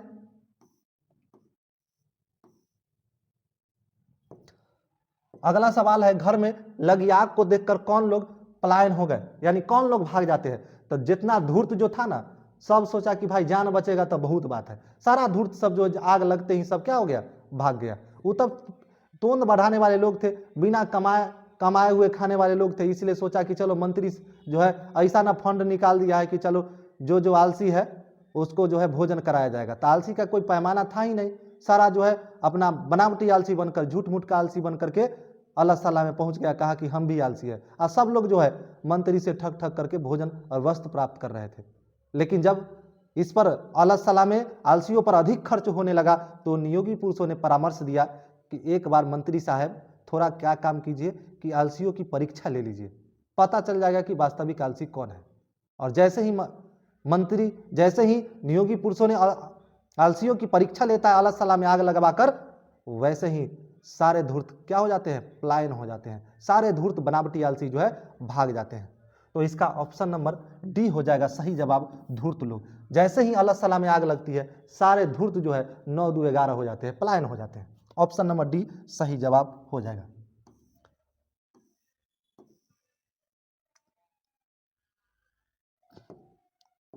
अगला क्वेश्चन है, अलस कथा अंतर्गत मिथिला में कौन मंत्री थे? अलस कथा के अंतर्गत जो है, अलस कथा के अंतर्गत जो है मिथिला में मंत्री कौन थे? तो मंत्री कौन थे? तपेश्वर, तपेश्वर, वीरेश्वर, भुवनेश्वर, महेश्वर। तो इसका ऑप्शन हो जाएगा बी सही जवाब, वीरेश्वर। यानी वीरेश्वर जो है अलस कथा के अनुसार ये मिथिला के मंत्री थे। ऑप्शन नंबर बी हो जाएगा सही जवाब। अगला क्वेश्चन है, अगला क्वेश्चन है अलस कथा पाठ के रचनाकार कौन है? अलस कथा पाठ के रचनाकार कौन है? तो अलस कथा पाठ के रचनाकार जो है वह कौन है? विद्यापति है। अलस कथा पाठ के रचनाकार कौन है? विद्यापति है। और विद्यापति जो है कैसे कवि है? यह मैथिली कवि है, लोकप्रिय मैथिली कवि है। नेक्स्ट सवाल पर हम लोग चलते हैं, 24 नंबर क्वेश्चन पर।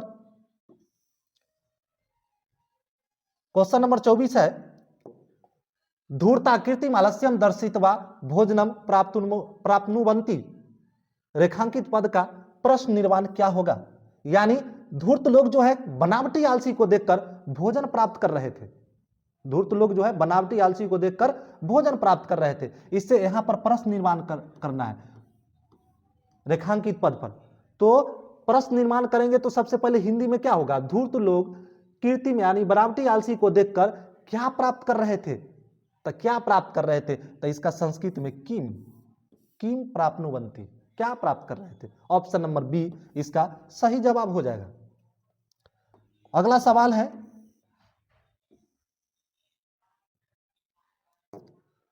अगला सवाल है, नियोगी पुरुषा अलसलायाम वहिन्नम दापित्वा निरूपयामासु रेखांकित पद का प्रश्न निर्माण विकल्प से चुनकर लिखे। यानी प्रश्न निर्माण करना है। नियोगी पुरुषों ने अलसला में आग लगवाया था। कहां लगवाया था? अलसला में।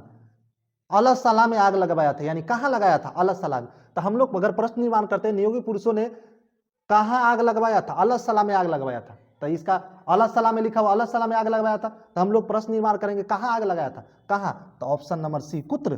कुत्र का मतलब होता है कहां, समझ रहे? और कदा का मतलब होगा कब, किम का मतलब क्या, ये तक द्वितीय एक वचन का शब्द है किम शब्द का, और कुत्र का मतलब कहां, यही इसका हो जाएगा सही जवाब।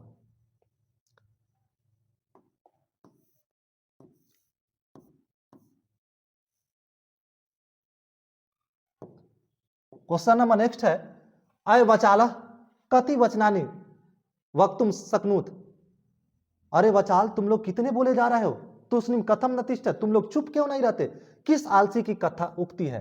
किस आलसी की उक्ति है? ये चौथा आलसी की उक्ति है। चारों आलसी का कथन आपको याद रखना है। चारों आलसी का कथन, पहला का अहो कथमयम को लाहला, अहो क्या चीज का हल्ला है। तो दूसरा आलसी क्या कहा था? तर्यक्ते यदस्मिन गृहे अग्नि लग्नोस्ति, शायद लगता है इस घर में आग लग गई है। तीसरा आलसी का है कोपी तथा धार्मिको नास्ति, कोई धार्मिक व्यक्ति नहीं है जो हम लोगों को भीगे हुए वस्त्र या चटाई से ढक दे। चौथा कहता है अरे बचाल कति वचनानी तक वक्तुम शक्नुत, अरे बचाल तुम लोग कितने बोले जा रहे हो? तुस्निम कथम नतिष्ठ, तुम लोग चुप क्यों नहीं रहते? ये चौथा आलसी का कथन है। नेक्स्ट चलते हैं क्वेश्चन नंबर 27। क्वेश्चन नंबर 27 है, वीरेश्वर कहां का मंत्री था? तो वीरेश्वर जो है वह मिथिला का मंत्री था। आपके अलस कथा पाठ के अनुसार वीरेश्वर मिथिला का मंत्री था। ऑप्शन नंबर डी सही जवाब हो जाएगा। क्वेश्चन नंबर 28 पर, बालानाम डैश गति रिक्त स्थान की पूर्ति उचित विकल्प से करे। देखिए श्लोक से सवाल है, बालानाम जननी गति, यानी श्लोक से सवाल है कि बालानाम जननी गति, बच्चों का रक्षक जो है उसकी माता होती है। बच्चों का रक्षक उसकी माता होती है। श्लोक था कि पतिरेव गति स्त्री नाम बालानाम जननी गति। स्त्रियों का रक्षक उसका पति होता है, बच्चों का रक्षक उसकी माँ होती है, और आलसियों का रक्षक इस संसार में दयावान पुरुष के अलावा कोई नहीं होता है। तो ऑप्शन नंबर बी हो जाएगा सही जवाब, बालानाम डैश गति, बालानाम जननी गति। अगला सवाल पर चलते हैं। Question number 29। अगला सवाल है क्वेश्चन नंबर 29। क्वेश्चन नंबर 29 है, अलसला में कितने लोग सोए हुए थे? तो अलसला में लोग तो बहुत सोए हुए थे, लेकिन जैसे ही नियोगी पुरुषों के आदेश पर आग लगाई गई अलसला में, अलसला के कर्मचारियों ने अलसला में जैसे ही आग लगाया, सारे धूर्त लोग जो है पलायन हो गए, भाग गए। सोचा कि भाई जान बचेगा तब ना कुछ होगा, आग लगा, सब निकल गया, भागने लगा। उसको थोड़ी पता था कि मेरा परीक्षा हो रहा है, सब लोग भाग गया। कुछ आलसी भी भाग गया, लेकिन वास्तविक रूप में 4 आलसी ही बच गए, 4 आलसी ही सोए हुए थे, बाकी सब जो है निकल गए। तो अलसला में 4 आलसी ही सोए हुए थे, बाकी सब क्या हो गए, आग लगते ही अपना जान बचाने के लिए भाग गए। अगला क्वेश्चन है क्वेश्चन नंबर 30।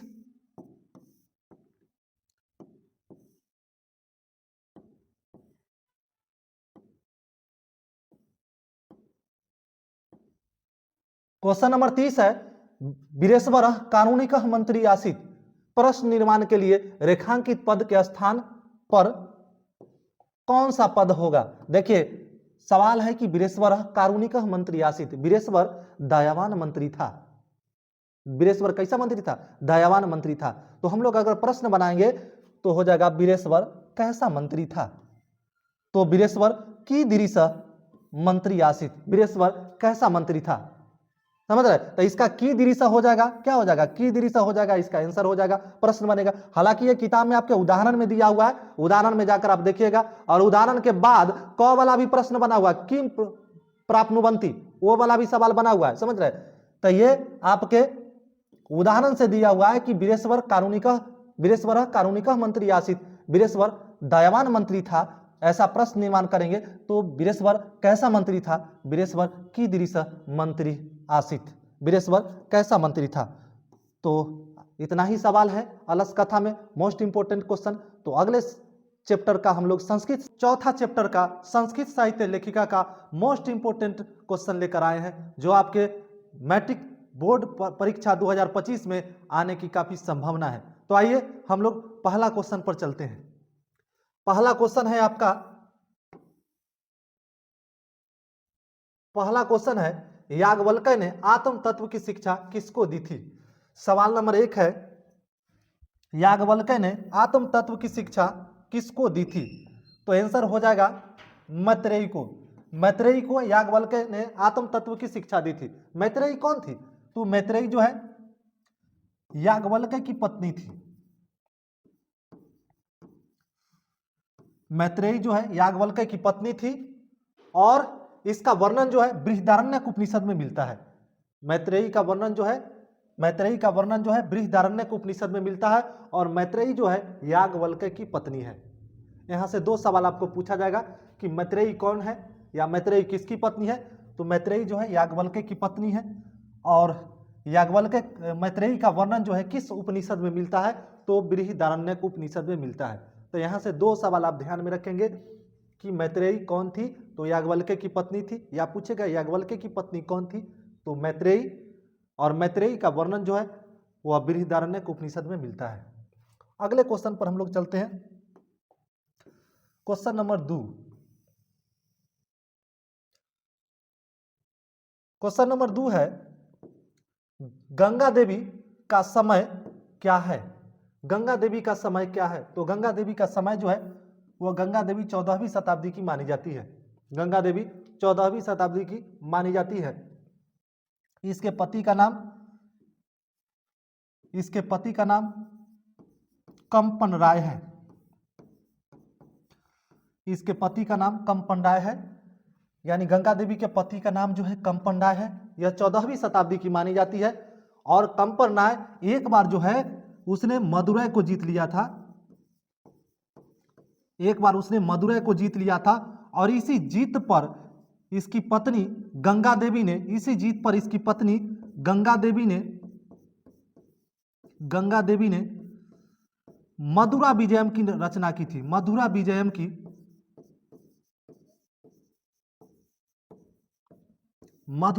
की रचना की थी। तो यहां से सवाल आपको बनेगा कि गंगा देवी का समय क्या है। तो गंगा देवी का समय जो है 14वीं शताब्दी की मानी जाती है। गंगा देवी 14वीं शताब्दी की मानी जाती है। गंगा देवी के पति का नाम जो है कंपन राय है और गंगा देवी ने अपने पति कंपन राय के मधुरा विजय पर उसने मधुरा विजयम की रचना की थी। तो यहां से आपको 3-4 ऑब्जेक्टिव बन सकते हैं और पूछेगा कि ये कंपन राय जो है कहाँ के राजा थे। तब विजयनगर राज्य के राजा थे।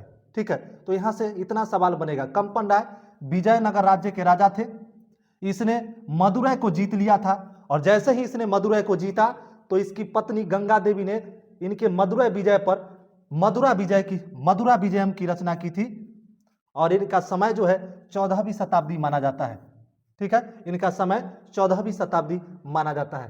तो हम लोग अगले क्वेश्चन पर चलते हैं। Question number 3।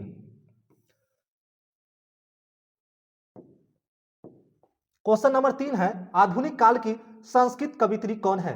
आधुनिक काल की संस्कृत कवित्री कौन है। तो आधुनिक काल की संस्कृत कवित्रियों में प्रसिद्ध है पंडित छमाराव। ये पंडित छमाराव जो है वो आधुनिक काल की संस्कृत कवित्रियों में श्रेष्ठ मानी जाती है। इनका समय जो है 1890 से 1953, इनके काल 1890 से 1953 माना जाता है।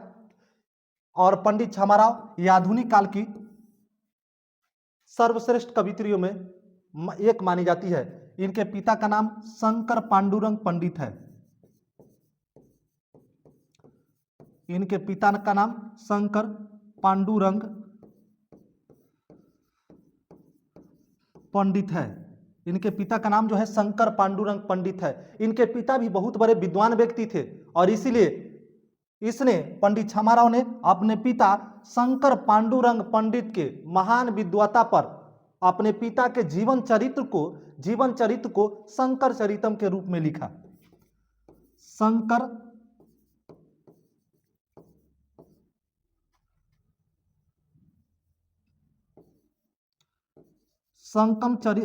चरितम के रूप में लिखा। ये शंकर चरितम अपने पिता के जीवन चरित्र को इन्होंने शंकर चरितम के रूप में लिखा। ये पंडित छमाराव। तो यहां से सवाल बनेगा, 2-3 सवाल बन सकता है। इसका समय 1890 से 1953 है और यह जो है आधुनिक काल की संस्कृत लेखिका मानी जाती है। आधुनिक काल की संस्कृत लेखिका मानी जाती है। इनके पिता का नाम जो है शंकर पांडुरंग पंडित है। शंकर पांडुरंग पंडित है और इन्होंने अपने पिता के महान विद्वता पर उनके जीवन चरित्र को शंकर चरितम के रूप में लिखा। तो यहां से इतने सवाल बन सकते हैं। अगले क्वेश्चन पर हम लोग चलते हैं। चौथा क्वेश्चन है महाभारत में किस लेखिका का उल्लेख मिलता है। महाभारत में किस लेखिका का उल्लेख मिलता है। तो महाभारत में सुलभा नामक लेखिका का वर्णन मिलता है। महाभारत में सुलभा नामक लेखिका का वर्णन मिलता है। नेक्स्ट सवाल पर चलते हैं। क्वेश्चन नंबर 5, वर्तमान काल की संस्कृत लेखिका कौन है। वर्तमान काल की संस्कृत लेखिका कौन है। देखिए आधुनिक काल की संस्कृत लेखिका जो है, आधुनिक काल की संस्कृत लेखिका है पंडित छमाराव। पंडित छमाराव आधुनिक काल की संस्कृत लेखिकाओं में प्रसिद्ध है। लेकिन वर्तमान काल की संस्कृत लेखिका जो है वह मिथिलेश कुमारी मिश्र है। मिथिलेश कुमारी मिश्र जो है वह वर्तमान काल की संस्कृत लेखिका है। वर्तमान काल की संस्कृत लेखिका आपके किताब में 2 और है। ये मिथिलेश कुमारी मिश्र के अलावा जो है पुष्पा दीक्षित है। पुष्पा दीक्षित है और एक और है वनमाला भवालकर।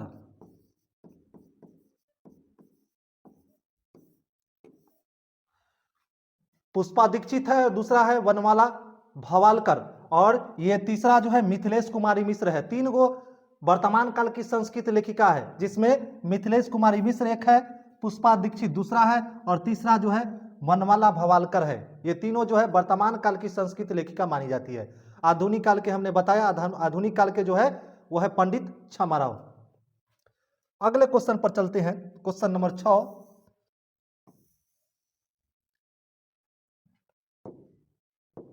क्वेश्चन नंबर 6 है, बनमाला भवालकर किस काल की संस्कृत कवित्री है? पहले ही मैंने बता दिया था कि बनमाला भवालकर जो है वह वर्तमान के काल की संस्कृत लेखिका है। हमने इसमें बताया था कि वर्तमान काल की संस्कृत लेखिका में पुष्पा दीक्षित भी है, पुष्पा दीक्षित, बनमाला भवालकर,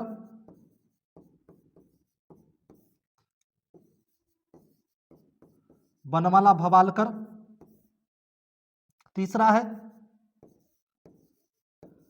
मिथिलेश कुमारी मिश्र, मिथिलेश कुमारी मिश्र। ये तीनों वर्तमान काल की संस्कृत लेखिका है। तो ध्यान में रखिएगा, वर्तमान काल की संस्कृत लेखिका 3 गो है, तीनों से सवाल पूछ सकता है। पूछेगा कभी कि पुष्पा दीक्षित किस काल की संस्कृत लेखिका मानी जाती है? वर्तमान काल के। बनमाला भवालकर भी पूछ दिया है, ये वर्तमान काल की है। और मिथिलेश कुमारी मिश्र ये भी जो है वर्तमान काल की संस्कृत लेखिका है। अगले सवाल पर चलते हैं। अगला सवाल है क्वेश्चन नंबर 7। क्वेश्चन नंबर 7 है, आधुनिक काल की लेखिका में कौन अतीव प्रसिद्ध है? आधुनिक काल, तो आधुनिक काल में जो है पंडित छमाराव है। आधुनिक काल की संस्कृत लेखिका कौन है? पंडित छमाराव। इनका समय बताए थे 1890 से 1953, 1890 से 1953 इसका समय माना जाता है। और इसकी रचना इसके पिता के नाम आपको बता दिए थे, शंकर पांडुरंग पंडित, और अपने पिता के जीवन चरित्र को शंकर चरितम के रूप में लिखा। इनकी और भी रचना है, इनकी और भी रचना है, सत्यग्रह गीता, मीरा लहरी, ये सब और भी रचना है इनकी। ठीक है, तो अगले सवाल पर चलते हैं, क्वेश्चन नंबर 8 पर।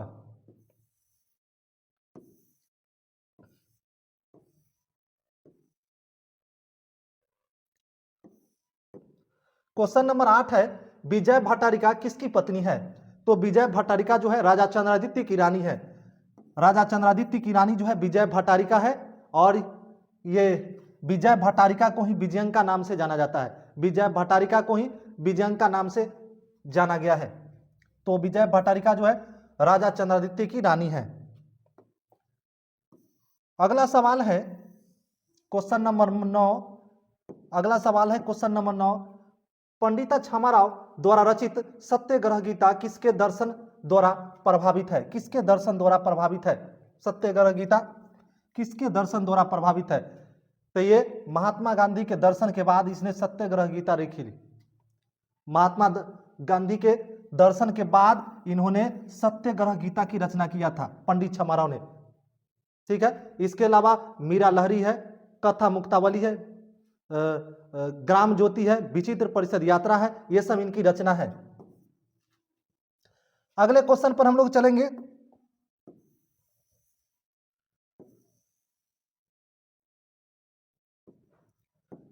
क्वेश्चन नंबर 10 है, याज्ञवल्क्य अपनी पत्नी मैत्रेयी को किसकी शिक्षा देते हैं?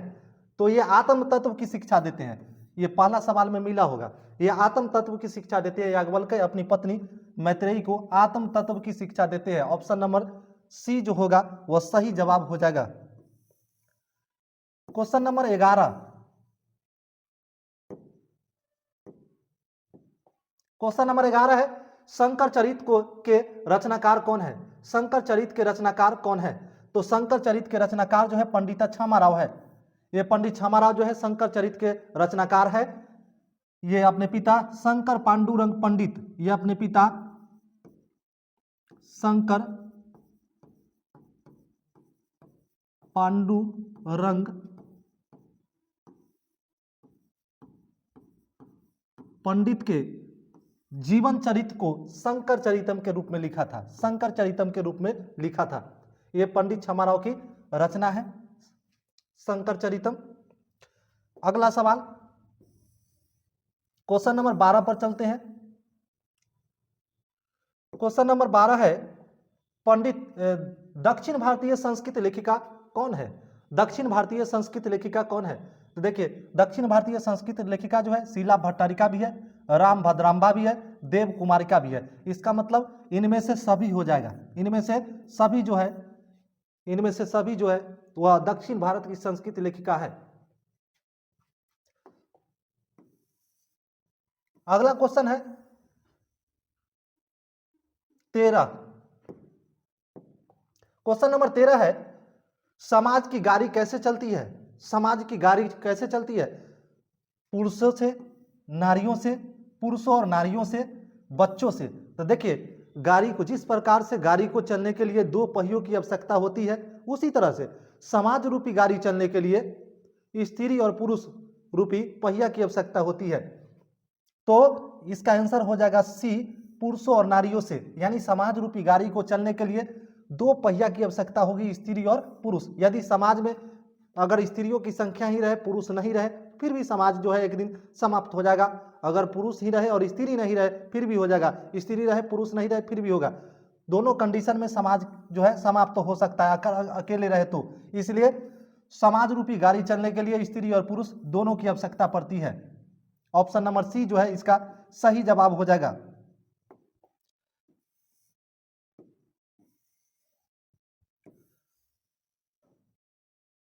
अगला क्वेश्चन है 14 क्वेश्चन है, 14 नंबर क्वेश्चन है, लौकिक संस्कृत साहित्य में लगभग कितनी कवित्रियों के पद मिलते हैं? देखिए 40 कवित्रियों के पद मिलते हैं। लौकिक संस्कृत साहित्य में 40 कवित्रियों के 150 पद मिलते हैं।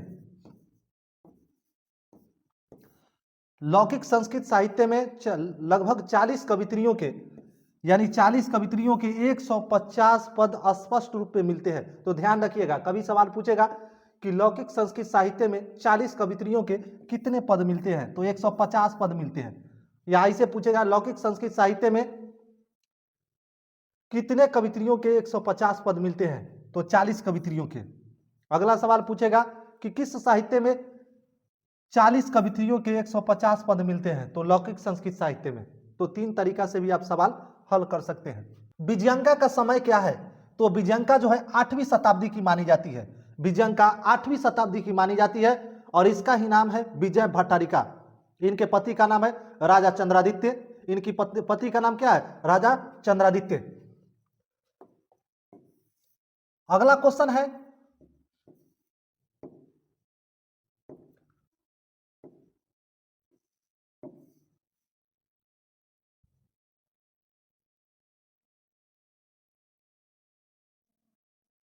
अगला क्वेश्चन है 16, मैत्रेयी कौन थी? तो मैत्रेयी जो है वह याज्ञवल्क्य की पत्नी है। मैत्रेयी कौन थी? याज्ञवल्क्य की पत्नी थी। मैत्रेयी कौन थी? याज्ञवल्क्य की पत्नी थी। अब ध्यान दीजिएगा, मैत्रेयी के बारे में बताए थे कि यह इसका वर्णन जो है बृहदारण्यक उपनिषद में मिलता है। मैत्रेयी का वर्णन बृहदारण्यक उपनिषद में मिलता है और यह याज्ञवल्क्य की पत्नी है। क्वेश्चन नंबर 17 पर चलते हैं।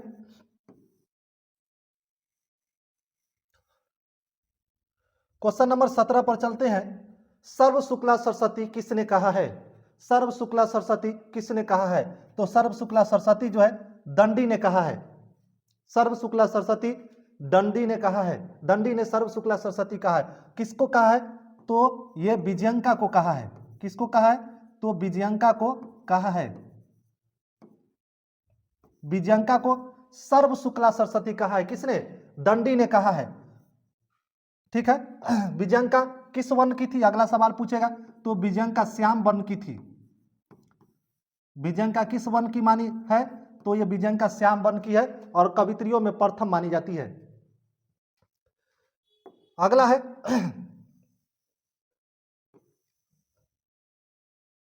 क्वेश्चन नंबर 18 है, अच्युत राय कहाँ के राजा थे? तो अच्युत राय जो है वह विजयनगर के राजा थे। अच्युत राय कहाँ के राजा थे? विजयनगर के राजा थे। यह अच्युत राय की रानी थी तिरुमलंबा।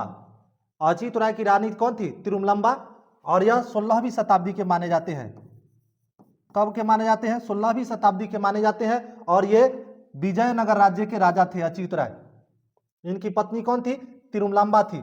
और तिरुमलंबा ने किसकी रचना की थी? वरदाम्बिका पढ़ने की रचना की थी। अगले क्वेश्चन पर चलते हैं।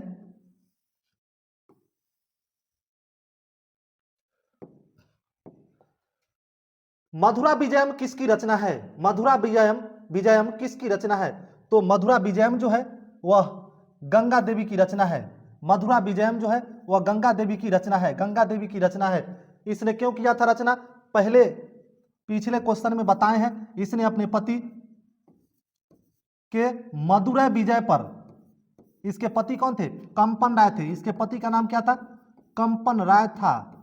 और इसके पति ने मदुरै को जीत लिया था, मदुरै पर विजय प्राप्त किया था, और इसीलिए इसने मधुरा विजयम की रचना की थी। इसलिए इसने, गंगा देवी ने मधुरा विजयम की रचना की थी। Question number 20। क्वेश्चन नंबर 20 है, विशाल संस्कृत साहित्य किसके द्वारा संवर्धित है? विशाल संस्कृत साहित्य किसके द्वारा संवर्धित है?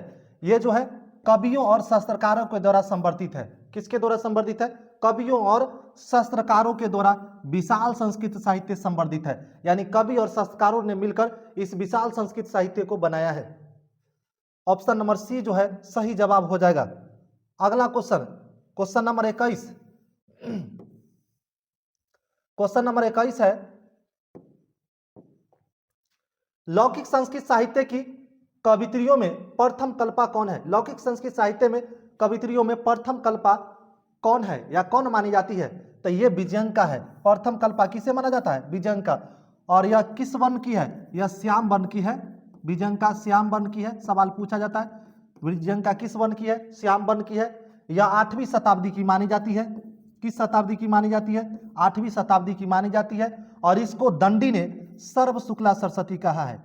सर्व शुक्ला सरस्वती, सर्व शुक्ला सरस्वती,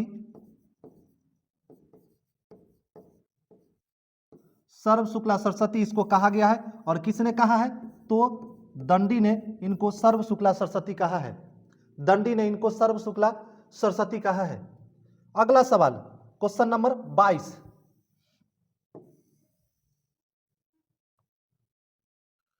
क्वेश्चन नंबर 22 है, गांधी दर्शन से प्रभावित रचना कौन है? तो गांधी दर्शन से प्रभावित रचना जो है सत्याग्रह गीता है। गांधी दर्शन से प्रभावित रचना है सत्याग्रह गीता। और इसके रचनाकार कौन है? इसके रचनाकार कौन है? इसके रचनाकार जो है पंडित छमाराव है। पंडित छमाराव जो है सत्याग्रह गीता के रचनाकार है। यह गांधी दर्शन से प्रभावित होकर इसने सत्याग्रह गीता की रचना की थी।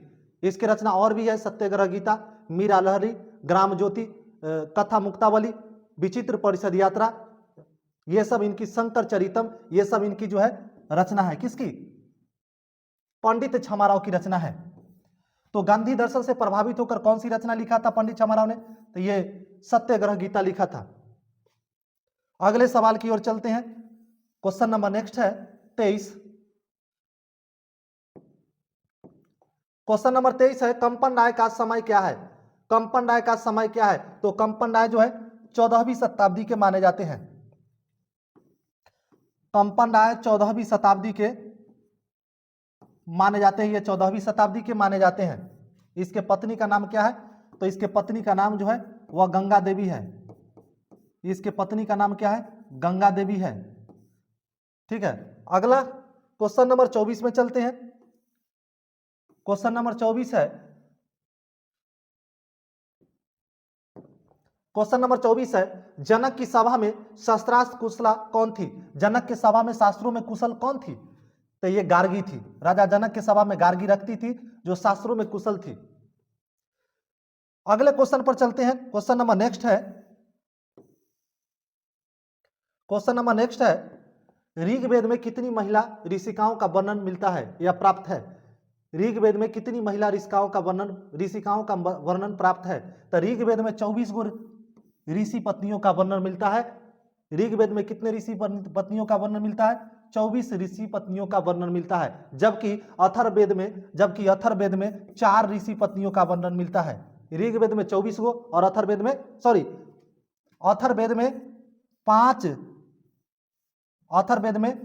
5 ऋषि पत्नियों का वर्णन मिलता है। अथर्ववेद में 5 ऋषि पत्नियों का वर्णन मिलता है और ऋग्वेद में 24 ऋषि पत्नियों का वर्णन मिलता है। अगले क्वेश्चन पर चलते हैं। Question number 26। क्वेश्चन नंबर 26 है, संस्कृत साहित्य कैसा है? संस्कृत साहित्य कैसा है? तो संस्कृत साहित्य विशाल है, बहुत बड़ा है संस्कृत साहित्य। तो इसका आंसर हो जाएगा विपुल। विपुल का मतलब होता है विशाल। संस्कृत साहित्य कैसा है? विशाल है, बहुत बड़ा है संस्कृत साहित्य। ऑप्शन नंबर बी जो है सही जवाब हो जाएगा। Question number 27। क्वेश्चन नंबर 27 है, वरदाम्बिका परिणय किसकी रचना है? वरदाम्बिका परिणय किसकी रचना है? तो ये तिरुवलंबा की रचना है। वरदाम्बिका परिणय किसकी रचना है? तिरुवलंबा की रचना है। और यह कब मानी जाती है? कब, इसका समय क्या है? समय 16वीं शताब्दी की मानी जाती है। 16वीं शताब्दी की मानी जाती है। इसके पति का नाम क्या है? इसके पति का नाम जो है वो अच्युत राय है।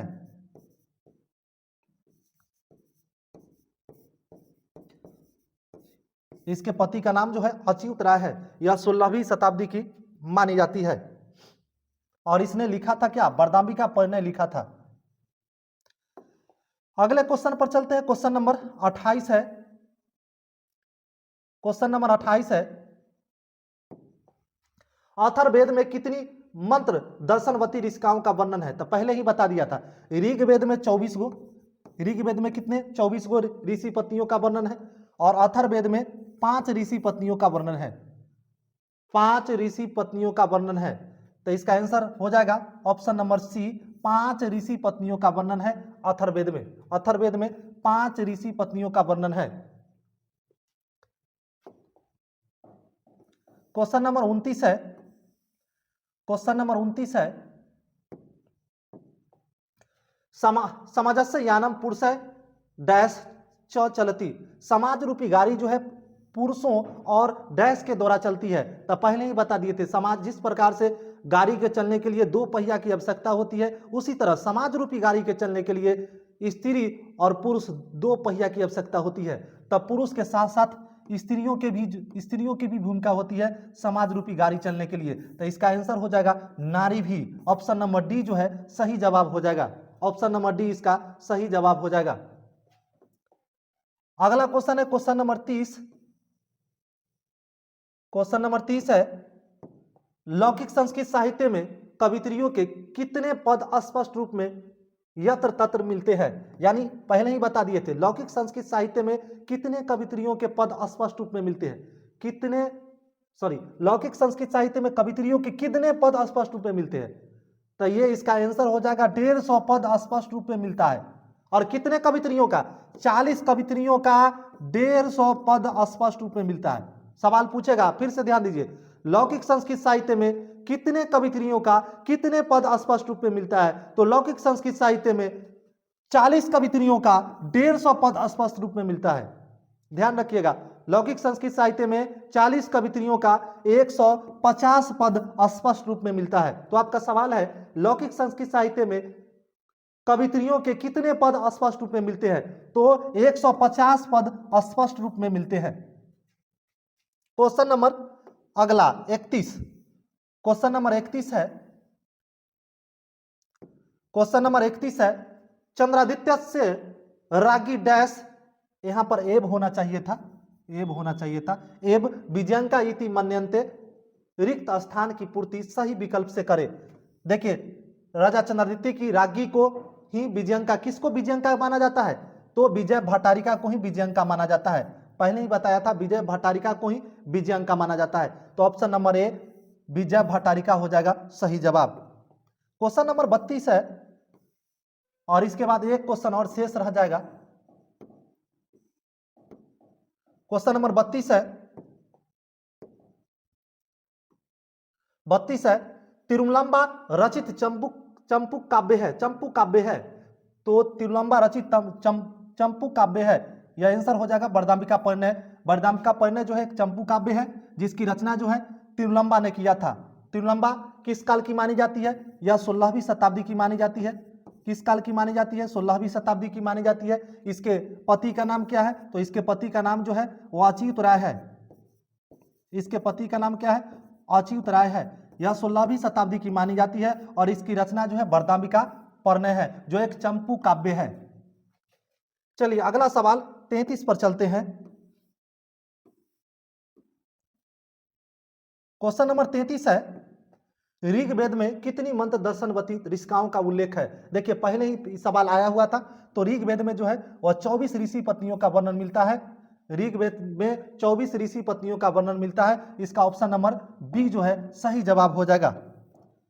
भारत महिमा पाठ यानी 5वां पाठ का मोस्ट वीवीआई क्वेश्चन लेकर आए हैं। तो आइए हम लोग देखते हैं, प्रश्न पर चलते हैं। पहला क्वेश्चन है किसके गीत देवता भी गाते हैं? तो आंसर हो जाएगा भारतवर्ष की गीत जो है देवता भी गाते हैं। गायंती देवा किल गीत गानी धन्यास्तु ते भारत भूमि भागे। तो भारत भूमि की महिमा का गान देवता भी करते हैं। इसका आंसर हो जाएगा ए, ऑप्शन नंबर ए, भारतवर्ष हो जाएगा सही जवाब। क्वेश्चन नंबर 2 है, भारत महिमा पाठ का द्वितीय श्लोक किस पुराण से संकलित है? यानी भारत महिमा पाठ में द्वितीय श्लोक जो है किस पुराण से लिया गया है? सबसे पहले समझिए कि पुराण की संख्या जो है 18 है। पुराण की संख्या कितनी है? 18 है। और आपके ये भारत महिमा पाठ में 2 पुराण से श्लोक लिया गया है, एगो विष्णु पुराण से और दूसरा भगवत पुराण से लिया गया है। ध्यान दीजिएगा, पहला श्लोक यानी पहला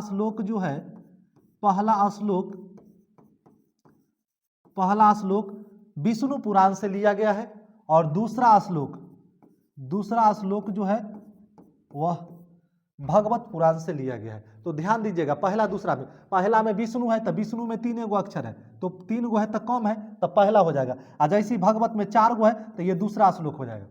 तो पहला में जो है वह पहला श्लोक जो है विष्णु पुराण से लिया गया है, जबकि दूसरा श्लोक जो है भगवत पुराण से लिया गया है। पहला श्लोक क्या है? पहला श्लोक है गायंती देवा किल गीतानि धन्यास्तु ते भारत भूमि भागे। ये आपका पहला श्लोक है और यह विष्णु पुराण से लिया गया है। दूसरा श्लोक है आपका अहो अमिशाम कीबकारी सोमनम प्रसन्न ऐसाम शिव दुस्वयं हरि। ये आपका दूसरा श्लोक है और ये दूसरा श्लोक जो है आपका भगवत पुराण से लिया गया है। चलिए क्वेश्चन नंबर 3 देखते हैं। क्वेश्चन नंबर 3 है किस देश में देवता बार बार जन्म लेना चाहते हैं? तो भारत देश में देवता बार बार जन्म लेना चाहते हैं। श्लोक के अनुसार भारत देश में देवता बार बार जन्म लेना चाहते हैं। ऑप्शन नंबर ए इसका सही जवाब हो जाएगा। अगला क्वेश्चन है क्वेश्चन नंबर 4 है किसकी महिमा सर्वत्र गाई जाती है? यानी किस देश की महिमा सभी जगह गाई जाती है? तो भारत देश की महिमा जो है सर्वत्र गाई जाती है।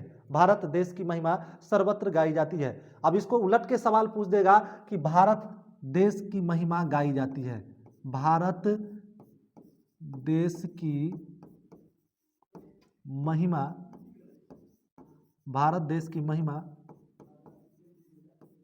गाई जाती है। भारत देश की महिमा गाई जाती है। भारत देश की महिमा गाई जाती है। कहाँ गाई जाती है? ऑप्शन देगा 1 में कुत्र, 2 में, बी में देगा यत्र, सी में देगा तत्र और डी में देगा सर्वत्र। तो इसका ऑप्शन नंबर डी हो जाएगा सही जवाब। भारत देश की महिमा कहाँ गाई जाती है? सर्वत्र, सभी जगह भारत देश की महिमा गाई जाती है। तो सवाल पूछ दिया है कि किसकी महिमा सर्वत्र गाई जाती है? तो भारत देश की महिमा सर्वत्र गाई जाती है। अगला क्वेश्चन है क्वेश्चन नंबर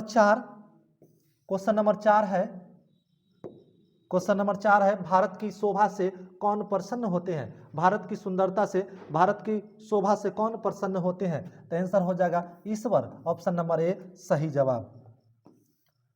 अगला क्वेश्चन है भारत महिमा पाठ का प्रथम पद किस पुराण से संकलित है? पहला श्लोक किस पुराण से लिया गया है? तो देखिए पहला श्लोक पहला रहेगा तो 3 अक्षर वाला विष्णु और दूसरा रहेगा तो 4 अक्षर वाला भगवत। ध्यान दीजिएगा, पहला श्लोक है गायंती देवा किल गीत गानी धन्यास्तु ते भारत भूमि भागे। तो ये गायंती देवा किल गीत कहानी जो है ये विष्णु पुराण से लिया गया है, जबकि अहो अमिशाम किमकारी शोभनम प्रसन्न ऐशाम शिव दुष्वयं हरि ये भगवत पुराण से लिया गया है। तो ध्यान दीजिएगा, भारत महिमा पाठ का पहला श्लोक जो है वह पहला पद जो है या श्लोक यह विष्णु पुराण से लिया गया है और दूसरा जो है भगवत पुराण से लिया गया है। चलिए अगला सवाल पर चलते हैं, क्वेश्चन नंबर 6 पर। क्वेश्चन नंबर 6 है, भारत महिमा पाठ में किस देश की महिमा का वर्णन किया गया है? बड़ा ही आसान सवाल है। जब कह रहा है कि भारत महिमा बोल रहा है, भारत महिमा यानी भारत की महानता का वर्णन किस पाठ में किस की महिमा का वर्णन किया गया है? तो आंसर सीधा इसमें छुपा हुआ आंसर भारत का ही होगा, तो ऑप्शन नंबर ए इसका सही जवाब हो जाएगा। अगला क्वेश्चन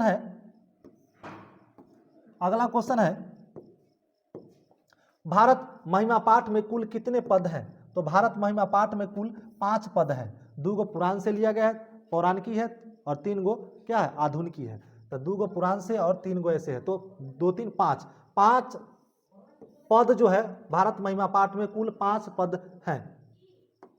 अगला सवाल है क्वेश्चन नंबर 9। क्वेश्चन नंबर 9 है भवंती डैश पुरुषा सुरत्वात् रिक्त स्थान की पूर्ति करे। तो इसका आंसर हो जाएगा ऑप्शन नंबर बी हो जाएगा भूय। भवंती भूय पुरुषा सुरत्वात्, भूय इसका आंसर हो जाएगा। अगला क्वेश्चन है क्वेश्चन नंबर 10। क्वेश्चन नंबर 10 है अहो अमिशाम किमकारी शोभनम प्रसन्न ऐसाम शिव स्वयं हरि ... यह पद जो है किस पुराण से संकलित है, किस पुराण से लिया गया है?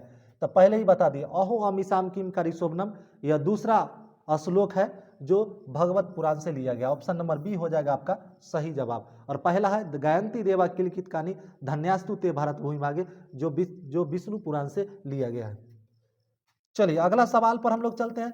क्वेश्चन नंबर 11 है।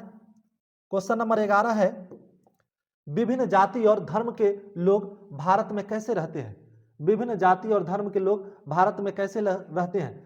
तब विभिन्न जाति और धर्म के लोग जो है भारत में एकत्व भाव से रहते हैं, यानी एकता के भाव को धारण करते हुए भारत में विभिन्न जाति तथा धर्म के लोग एकता के भाव को धारण करते हुए एक साथ मिलजुल कर निवास करते हैं। श्लोक नंबर 3 से लिया गया है, श्लोक नंबर 3 से लिया गया है। तो एकत्व भाव को धारण करके रहते हैं। क्वेश्चन नंबर 12 चलते हैं। क्वेश्चन नंबर 12 पर चलते हैं। क्वेश्चन नंबर 12 है हम सबों में भारतवर्ष के प्रति क्या होनी चाहिए? भारतवर्ष के प्रति हम लोगों में क्या होनी चाहिए? तो देशभक्ति होनी चाहिए। ऑप्शन नंबर हो जाएगा डी, यह श्लोक नंबर 5 से लिया गया है, श्लोक नंबर 5 से लिया गया है। ऑप्शन नंबर डी देशभक्ति हो जाएगा। चलिए हाँ, हम सबों में भारतवर्ष के प्रति क्या होनी चाहिए? देशभक्ति होनी चाहिए। बहुत ही अच्छा जवाब है ये आपका, डी हो जाएगा, ऑप्शन नंबर डी सही जवाब। चलिए अगला क्वेश्चन पर चलते हैं। क्वेश्चन नंबर 13 है। क्वेश्चन नंबर 13 है भारत महिमा पाठ में पुराणों से कितने पद संकलित है? देखिए पुराण से 2 गो पद लिया गया है और 3 गो जो है आधुनिकी से लिया गया है। तो पुराण से 2 गो पद लिया गया, ऑप्शन नंबर बी हो जाएगा सही जवाब। चलिए अगला सवाल है स्वर्गा अपवर्गा अस्पद मार्गभूत देश कौन सा है? तो ये भारत है, भारत महिमा में है, भारत की महानता के बारे में चर्चा है, भारत है। चलिए अगला सवाल है क्वेश्चन नंबर 15 है। क्वेश्चन नंबर 15 है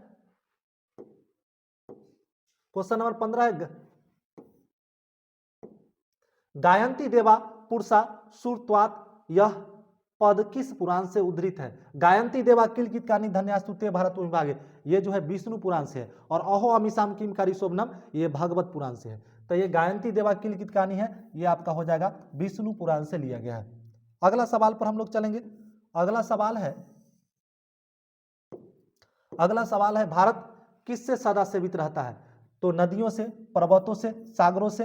तो भारत जो है इन सभी से जो है नदियों से भी सेवित रहता है, पर्वतों से, सागरों से भी सेवित रहता है। इसका मतलब होगा ऑल, इनमें से सभी से सेवित रहता है। और श्लोक नंबर 4 से है ये सवाल, और श्लोक नंबर 4 से है। चलिए अगला क्वेश्चन की ओर चलते हैं, अगला क्वेश्चन की ओर चलेंगे। अगला क्वेश्चन आपका है भारत भूमि कैसी है? भारत भूमि कैसी है? तो भारत भूमि विशाल भी है, निर्मल पवित्र भी है, और वत्सला यानी ममतामयी भी है। तो यानी सभी हो जाएगा, इसका आंसर हो जाएगा सभी। भारत भूमि कैसी है, तो विशाल, निर्मल और वत्सला, यानी सभी है। भारत भूमि जो है इनमें से सभी है। चलिए अगला सवाल, क्वेश्चन नंबर 18, क्वेश्चन नंबर 18 पर चलते हैं। क्वेश्चन नंबर 18 है, एतत् भारतम डैश सदा पूजनीयम। तो एतत् भारतम अस्माभि सदा पूजनीय, यह भारत हम लोगों का सदा पूजनीय रहेगा, हम लोगों के द्वारा सदा पूजनीय रहेगा, भारत हम लोगों के द्वारा सदा पूजनीय रहेगा। ठीक है, चलिए तो इसका ऑप्शन नंबर हो जाएगा सी सही जवाब।